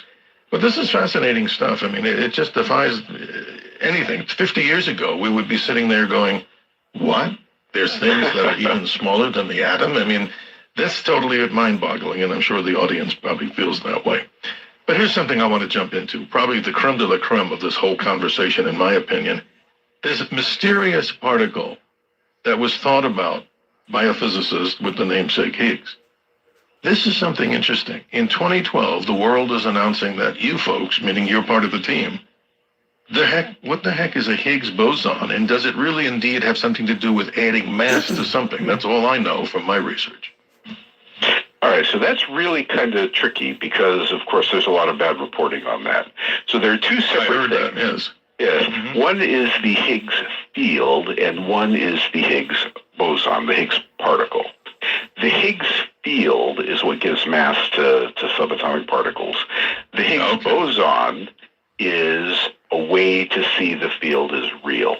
So one way to think about this is the Higgs field is this energy field that permeates the entire universe. It's everywhere. It's in everything. And it's sort of like taffy, for the lack of a better word. And some particles interact with the taffy, and some particles don't. And the ones that interact with the taffy, they have mass, and the ones that don't have no mass. So that's the thing that gives mass to particles. Now, but you can't see the field because the field is in all of us. But if you vibrate the field, you can see the vibration. And the vibrations are the Higgs particle, the Higgs boson. So you're seeing vibrations of the field. The vibrations are what we discovered. And from that, we infer that the field is there. So the average person on the street, when they hear this, why should they think this is important? And no disrespect to the research. What does that add to the value of what science is doing? Your discovery, of course, as a co-discoverer, and our team, from we talked about the top quark. What should people know about this, and why is it important to furtherance of knowledge about our universe? Well, there's a couple of answers to that, and I could actually spend an awful long time with that one. But there's sort of three answers, and let me do them very, very briefly. Please do. Yeah, go ahead. One is, if you look at the very earliest writings that have been discovered, things from 5,000 years ago, they were asking questions like how the universe came to be, what are the laws of nature, and things like that. Now, there was a very different way of thinking back then, but these were questions that bothered people 5,000 years ago. They bothered people 1,000 years ago, 100 years ago, last year, and even today. So this is something that's inherent to human nature, to understand these really, really big questions. Now, that satisfies some people, but not others. The second and third answers are much more practical, because when you turn loose scientists to answer these hard questions, there are always spin-offs. For instance, the big particle accelerators allowed us to make very powerful large magnets, and those magnets are now used in MRIs in hospitals. So if your kid twists your ankle playing soccer, you have several steps removed, you have a particle physicist to thank for making big magnets. And just put earplugs in your ear when you hear that sound. There you go. Yeah. Obviously, the technology translates. I mean, I've been in many, and not to be funny, Doctor, they put me in one of those, and I don't know about you, but I kind of become a little claustrophobic, and boy, they looked at me and said, well, you're going to go in there for 20 minutes. And I go, really? Okay, no problem. And I go in, they slide me in. As soon as I heard that sound, I looked up and I had to get out of the thing. So shame on me, but maybe not, because that's another phenomenon in the psychology world, claustrophobia, right? But no, it's amazing. I'm getting the connection that you have this whole thing with what these research particles and discoveries are also doing to help us, and you've alluded to medicine. Let's go to the callers here, because I want to make an apology. We have Silas in Staten Island. Silas, you've been holding for so long. Good morning to you. You're on with Dr. Don Lincoln. Thanks for being impatient. Thanks for being patient, excuse me. Yeah. I wonder, couldn't we just generate electricity low-tech, just like the solar-powered generators that you can buy now? Why couldn't we have, an electric motor turning a generator? You have the solar power go into the electric motor, and then the electric motor is spinning the generator.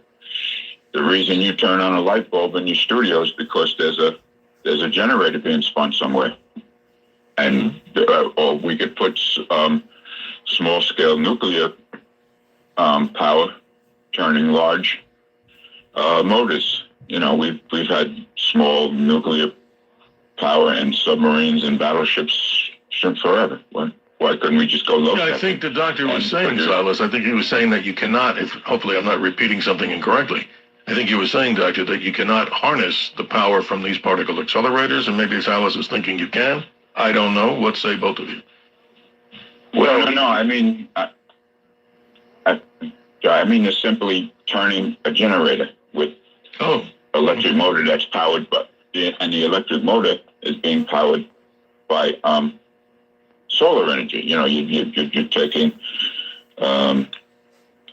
you know, power cells that are powered by the sun, and you're just scaling up. You know, I remember that show, Forbidden Planet, where, you know, you just did 10 times 10 times 10 times 10 and just keep scaling up. What a great movie that was, Silas. But, Doctor, I don't know how to answer that, and that's why I turned to you, because I think I'm hearing what Silas is asking, but I think you may have a better understanding of this.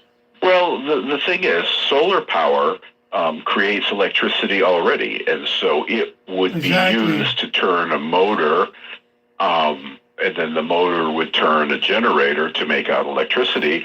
But friction means that you always get out less than you put in. And so the way solar power works is you don't have to go through a generator.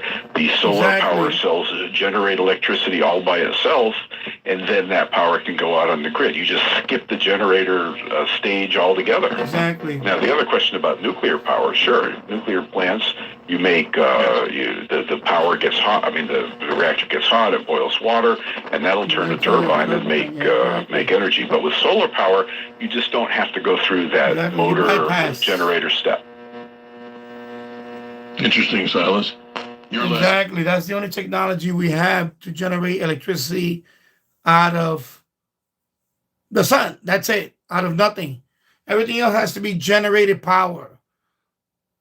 Like wind is a generator, right? Wind is a generator because, you know, the wind blows the fan. The fan, turns the motor. Motor generates electricity. Same thing with nuclear. Even nuclear, you're heating up the water in a nuclear reactor, and then that turns the turbine. The only technology we have that we don't need a generator is solar. That's it. So he's asking a question about that, and and that's the only technology we have now. Can we do a more efficient solar in the future? Yeah. So instead of a big rooftop panel, maybe someday we'll have enough, the technology to make, the size of a postage stamp to generate electricity to power a house. That would be amazing. So there you go. Yeah. My 2 cents. Humongous nuclear reactor out there called the sun. Let's tap it. But we're not there yet. Absolutely. And sadly, many people, of course, there's a pro and con in the whole solar story of how we do that. And just last night, Doctor, we had a gentleman on here talking about geoengineering. We won't get into it too much, but he was talking about something happening on the Earth where there's intentional and nefarious forces that are injecting things into the Earth's atmosphere to reduce the amount of sunlight. The story and the beat goes on, a most amazing story, as we talk with you, most impressive here, about these things that go in the subatomic world. When we get back from the break, we got a few more minutes here, the hard break at the bottom of the hour. We'll say, class, we'll take another recess here as we continue with Theater of the Mind, ladies and gentlemen. Think about that. We're not looking at a TV screen, as we do in many cases. Many of us have these giant televisions. It goes back to the classics of early radio, where the imagination continues. And that's why we try to do our best. You're the one who can tell us if we're doing a good job. Theater of the Mind, our special guest, if you're just joining us around the nation, around the world, on this most powerful radio station with a long legacy of some 104 years and continuing proudly broadcasting 24/7. Stories of American exceptionalism, truth, justice, and the American way. As we continue with the Dr. Sky experience, we talk about things.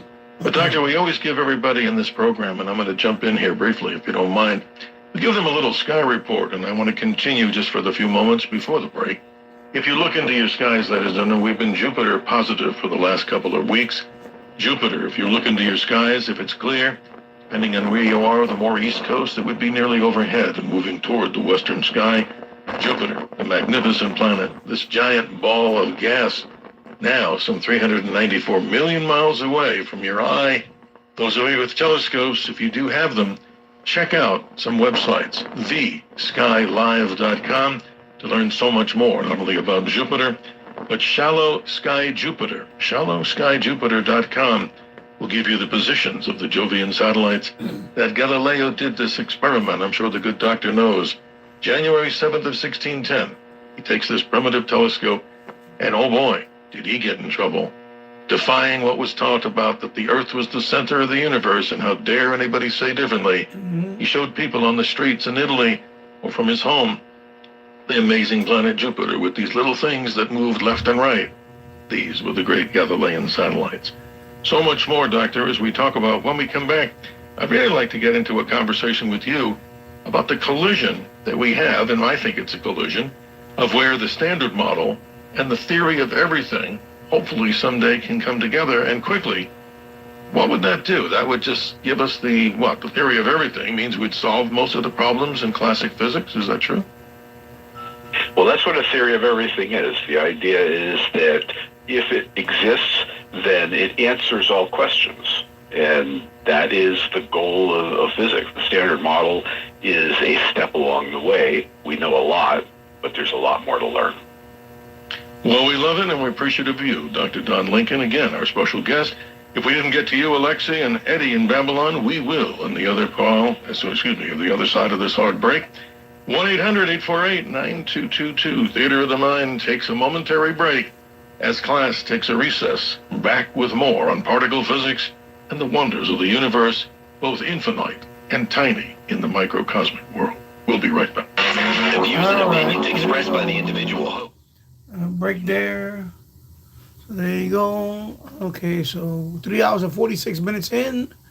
I'm gonna go on to the end of the show, and then after that, depending on how much battery I have, we'll see. But I don't know. Anyway, pretty cool. Of course, it's a rebroadcast of 3 weeks ago, Dr. Sky show. So of course they're talking about Fermi labs and I have not. But yeah, it's a pretty interesting question about that.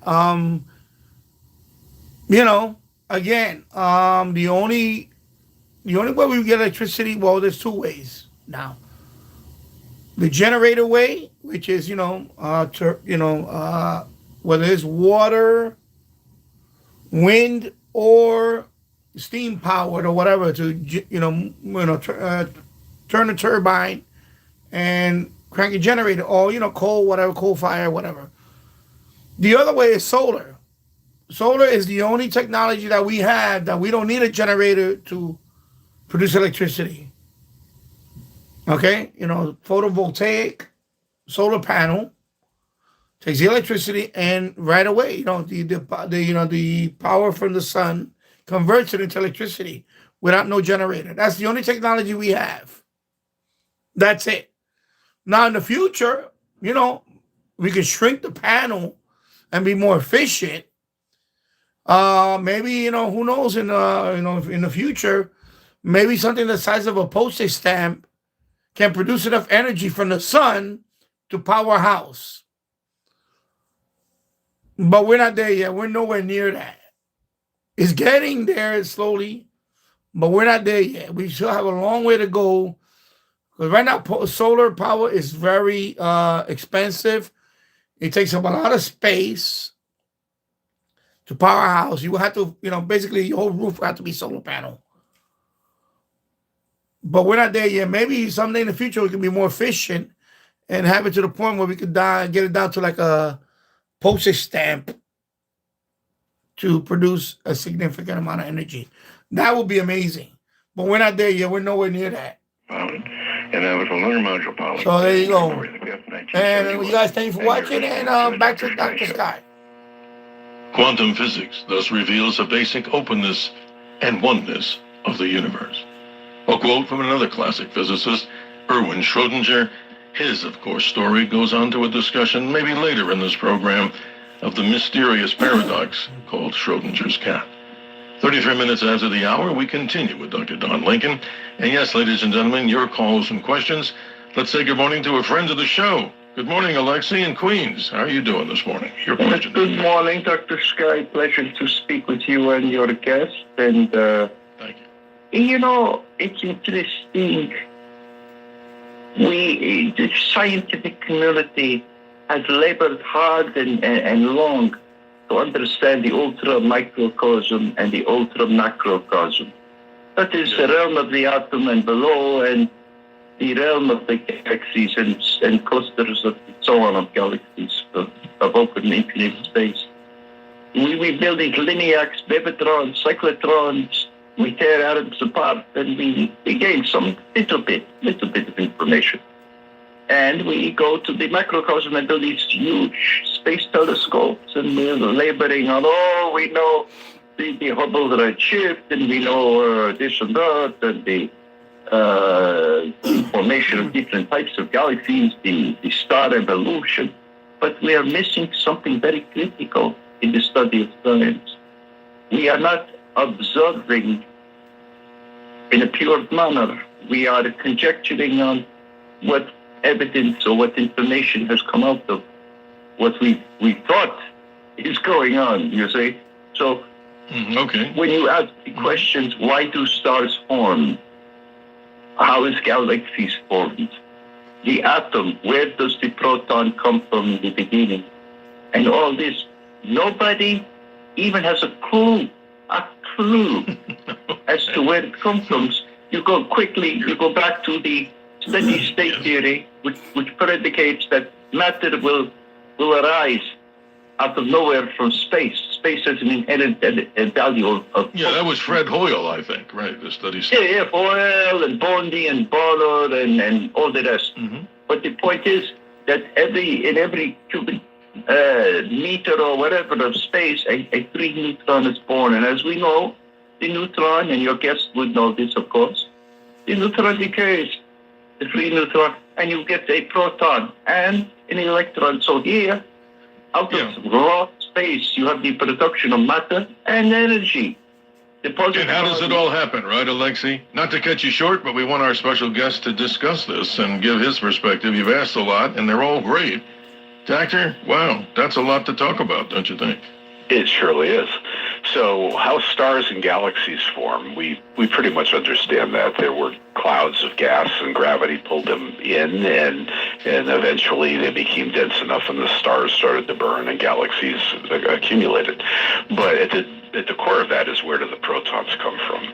And our best understanding is 14 billion years ago, the universe was smaller and hotter, and it was full of energy. And remember, I talked about Einstein's energy equals mc squared, and that energy of the early universe, as it cooled, transformed into the protons. And that all happened very quickly. By about 3 minutes, all of the hydrogen and all of the helium from which all of the stars subsequently formed was already in place. It only took 3 minutes for the nuclear reactions right after the Big Bang to make the hydrogen and helium. And we have a pretty good understanding of how that came to be. Now, it's completely fair to ask the details of how the Big Bang started and what pulled the trigger, so to speak. Those are fair questions. But once the trigger was pulled, we have a pretty good understanding of the mechanisms that create the hydrogen and helium that made up stars. Alexei, that's a pretty good answer, don't you think? And you get the last word, as we have a pretty big caller board here, but thanks for your contribution. Anything you'd like to add? We have to move on. Yes, I do. Your guest is apparently a Bible-thumping believer in the Big Bang Theory, which is complete and utter nonsense. We are talking about the creation of the universe like a frozen dinner bought from a supermarket in the microwave. It's later you have the universe. No, that's an incorrect assumption, number one. Number two, I will try to be as brief as I can. Number two, I am talking, when I say about the phenomena that are occurring in the universe, we need to open our eyes and open our minds and free ourselves from this current realm of theories and hypotheses which are very detrimental to the future of science. Alexei, we've given you a fair shake at it, and Doctor, we want to move forward. Any response from you, or we'll just continue to move on with the callers? No, just the steady state theory has been pretty much discredited at this point. Mm-hmm. Thanks, Alexi. Always interesting commentary. Let's move on to Eddie. He's been patient in Babylon. Good morning. How you doing? Thanks for your patience. First. Well, I'm not patient. I'm enjoying. There you go. Isn't it amazing, Eddie, that we have, this is such a detailed topic. It's so amazing because many things we don't know, and we're trying to get answers. What say you, Eddie? If you were on from 3:30 to 5:30, I'd wake up and listen because John Katz told me about your show. I don't know he's listening. And it reminds me of a physics professor, John Geschwindener, who was a meteorologist for the Luftwaffe until he said, this isn't going good. And he escaped to cross-country skis to Venezuela somewhere and ended up in Dowling College in Suffolk to teach me physics. He said, man, I'm not teaching you physics. I'm putting splinters in your soul to make you think. And he said, I know what I know, but the more is that I don't know. That's what it was. It's what he knew, but he didn't know more. You know, he was always gaining and wanting for information. And the people that you have on your show, Dr. Sky, and you just do it all. And I'm thinking. Well, we try. I mean, thank you, Eddie. No, I appreciate it because this is important stuff to talk about. Because let me say this, not to be on a soapbox here. Your commentary to me is great, and the guests are better. And that's why I'm saying if people don't like this show, and I, do hear from different channels, they say different things like they say to any host. But here's the deal. If anybody doesn't like what I'm doing, we only have I'm not the guy who wants to be the big talker. That's not me. It's always the guest. So let's not insult the guest, I would say, to people who don't like the show. Well, Eddie, you've given us a nice, approval here in our classroom. Let the good doctor respond, and thanks for your time. That's awesome. Well, I'd like to thank him. I can't comment on his story of his physics friend, though. But absolutely. Soul is a good his way own personal experience, right? Yes, of course. Mm-hmm. Yeah, interesting. Well, here's something again. I want to tie this in. For anybody who wants to still call, there's time, 1-800-848-9222. Theater of the Mind is what we call it, and I keep repeating it because it's different. It's like old-time radio where you have the opportunity to hear from great people. And again, great guests, not so much the host, and I'm not putting myself down by any means. It's always about the great guests. I like to think of myself as like an air traffic controller, doctor, that I'm trying to bring all the airplanes in and out here and make sure the listeners are one of those aircraft coming in, and the guests are going this way, and the callers and our guests are moving through in time and space. So with that said, we got a couple of minutes before next break. Talk to us about this, the theory of everything. How soon do you think that may be accomplished as we move from standard model? I mean, every day you're working and your teams. What's your speculation? How soon does that maybe happen? Is there any prediction? Well, I think I'm, as my book says, practical progress. While a lot of newspapers seem to suggest that it's right around the corner, I am far less confident. I think we're talking a journey of hundreds or years easily. And it's important to remember that the first big step in this unification was Newton's understanding of gravity in the 1670s, and the next big step was the understanding of electromagnetism in the 1870s, so 200 years later. The step after that was in the 1970s, 100 years later after that. And the problem is to do a proper theory of everything, we will need to be able to do tests, which requires more and more powerful equipment. And, the first instruments you build are relatively easy, but as you try to build more powerful, it gets more and more challenging, just like it gets harder and harder for your car to go faster. You can step on the gas more, but it will eventually top out. So I think we will be slowing down. I think this is not a problem for a year or a decade, but I think we're talking centuries, if ever. It's amazing. Almost up at the next break, ladies and gentlemen, but something very interesting. Doctor, I've spoken before about the subject of inflation, and not to get everybody excited out there, it's not what the federal government or governments around the world are doing with the financial thing called inflation. But as you know, we had Dr. Alan Guth here many times talking about cosmic inflation. And that big thing when we get back from the break, I want to jump into a different topic, cosmic microwave background.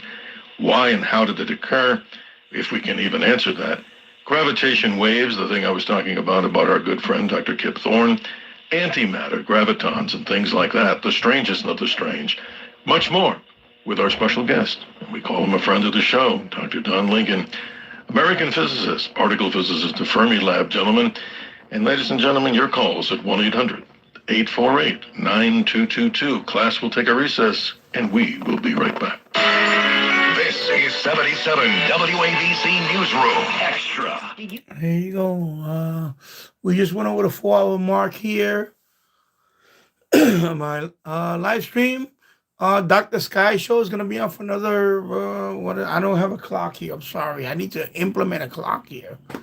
And that donation is definitely going to go toward the clock in the Boiler Room studio. Definitely, that's going to be one of my next purchases. I'm going to have a clock right behind me somewhere over there. I'm going to have to put a clock. So I just want to say thank you for watching, everybody. And yeah, Dr. Sky show on WABC. 770 here, AM dial in New York City. I'm looking in Yonkers, New York, so thank you for watching. And then after that, we'll see what happens. Right now, of course, I'm streaming on my phone in the Boiler Room, so we'll see how much battery after that. But yeah, I'm going to keep it rolling. And thank you for watching. Smash the like button. And also, if you can, share the video. Why not? I appreciate it. Thank you very much. WABC. Now, here's Dr. Sky. Hi, this is Barry Livingston. I used to play Ernie on a show called My Three Sons, and you're listening to the Dr. Sky Show. God does not play dice with the universe. One of the classic quotes from Albert Einstein a long time ago, 46 minutes after the hour as we race to the top of hour number 2. Ladies and gentlemen, as we continue to discuss with Dr. Don Lincoln so many of the wonderful mysteries of the universe in the short time available, I never had a really good explanation. We didn't have enough time with, of course, our good friend over there at Caltech to talk with him.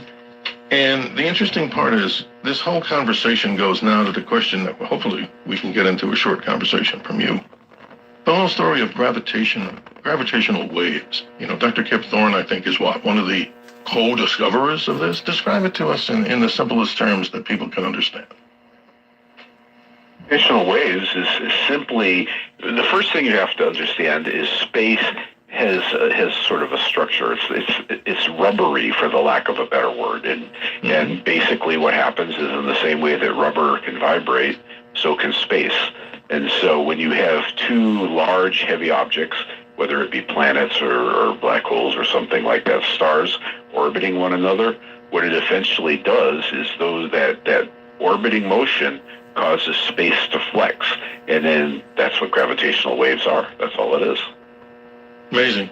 So it's detected not by telescopes. How is the detection made? I mean, is it some kind of instrument that just registers a needle and says, that's the strange thing, that's gravitational waves? Or how do they actually measure this, if you can tell us?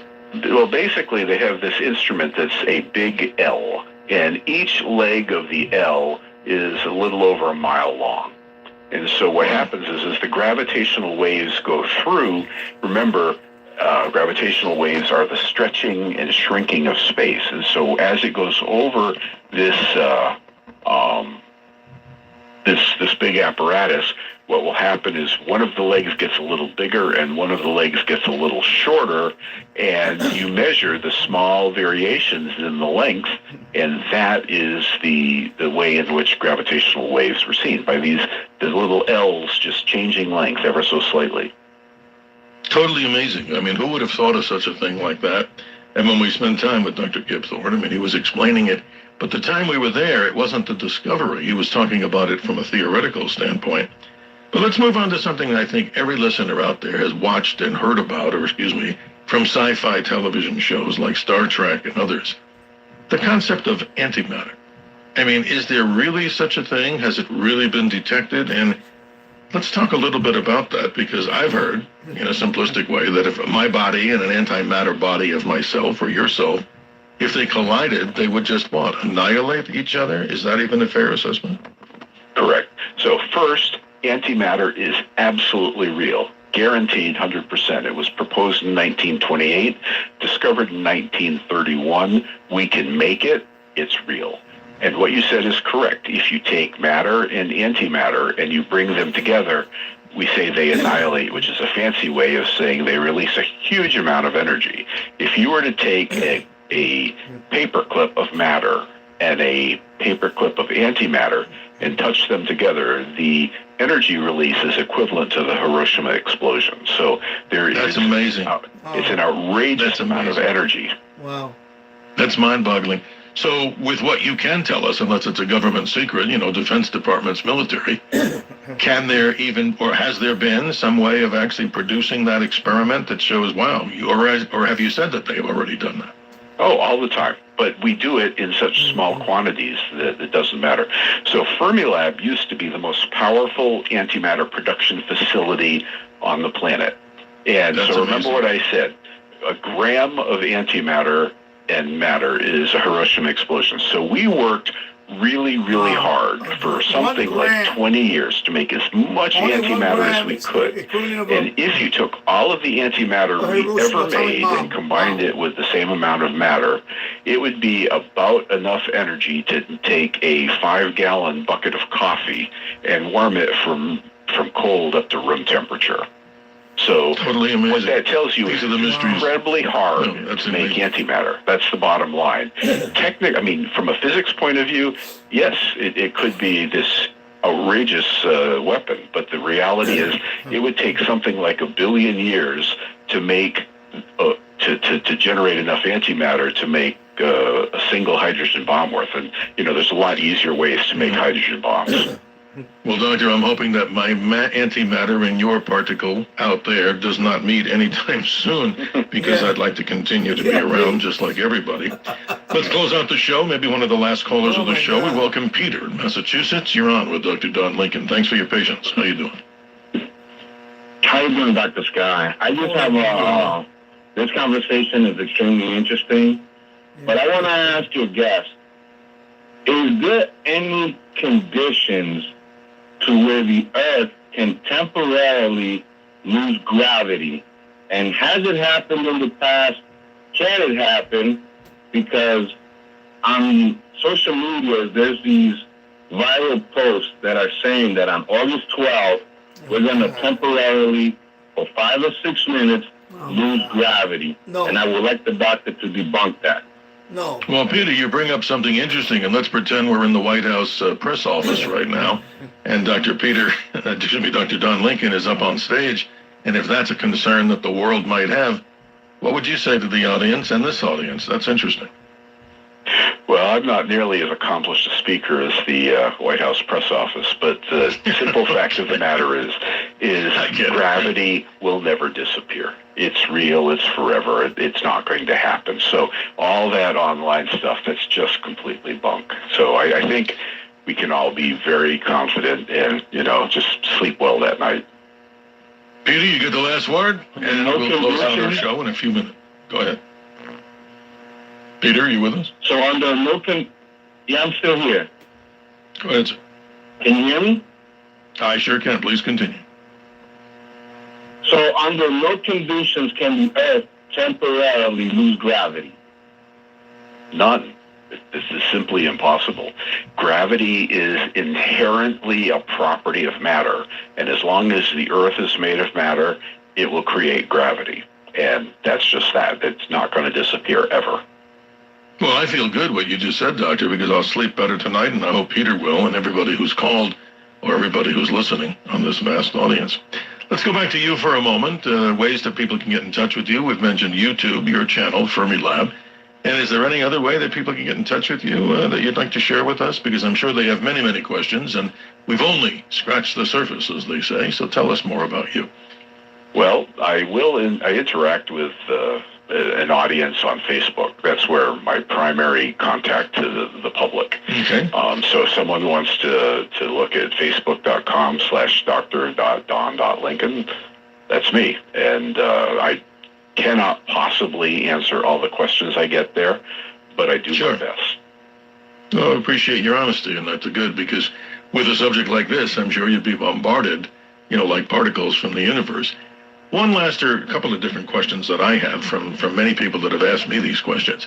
I study astronomy deeply, lots of time at the telescope, lots of time with observational astronomy, etc. But we talk about something very powerful that lurks out into the universe, gamma ray bursters. Are we talking about energies that are literally off the charts, and what are they, and where do we suspect they actually come from, gamma ray bursts? Well, this is actually more your expertise than mine, but the gamma ray bursters, there are a lot of possibilities, but one of the most common ways people think of it is perhaps neutron star mergers, where two neutron stars come together and collide. But there are presumably other methodologies for that occurring. It's amazing. Your final thoughts on consciousness and reality. I mean, if we're looking at this, there's so many thoughts. It goes into philosophy, it goes into religion, goes into all things, and maybe even in the quantum realm. How do you describe reality to the audience without being a medical doctor, and this whole thing of consciousness and reality? What would you say from a perspective of somebody that's in the the quantum world and particle physics? How would you respond? Well, I'm a pretty much an atomist. I mean, I believe that consciousness arises from chemical and electrical signals in the brains. So you have to dig way down, but our thoughts can come from biology, which come from the nature of the atoms that make up the brain. And there are some people who think that consciousness, there's like something outside of the brain. And I personally find that to be not persuasive. Interesting. Because I've read in so many ways, and I'm sure the listeners have heard this, that many people speculate that there's multi-planes of consciousness, not only in realities or dimensional differences. Some say there's upwards of 12 to 22 of these different dimensions. They go into a thing called Kalaba-Yau manifolds. I mean, this gets really technical. But from a classical physicist side, and they're particle physicists, what would you say? I mean, are we stuck in this simple dimensional world that we think 3 or 4? How many do you think are out there from what you've studied? Well, those dimensionality that you're describing, they're a potential aspect of a theory called superstrings, which is a possible theory of everything. And if superstring theory is correct, then it does suggest that there are additional dimensions. That's independent of consciousness. That's just, that their matter can move in more than just the forward, backward, up, down, left, right. And that's possible. We don't know. So far, all evidence says that we only exist in 3 dimensions, but I can't rule out the existence of additional dimensions. I can rule out the existence of big dimensions, because if that were true, if that were true, then gravity would not have the 1 over r squared dependence that we see. This is a nifty thing. So that 2 in the 1 over r squared thing, that number, whatever that number is, that number plus 1 is the number of dimensions we live in. And there's a mathematical construct. So if we lived in a 4-dimension of space, that would go as 1 over r cubed. If we lived in 2 dimensions of space, it would go as 1 over r. So that particular number, that 2, tells you that we live in 3 dimensions. But that's 3 big dimensions. There's always the possibility there could be additional small dimensions. And that is something that is a credible hypothesis, but not one that we have evidence is true.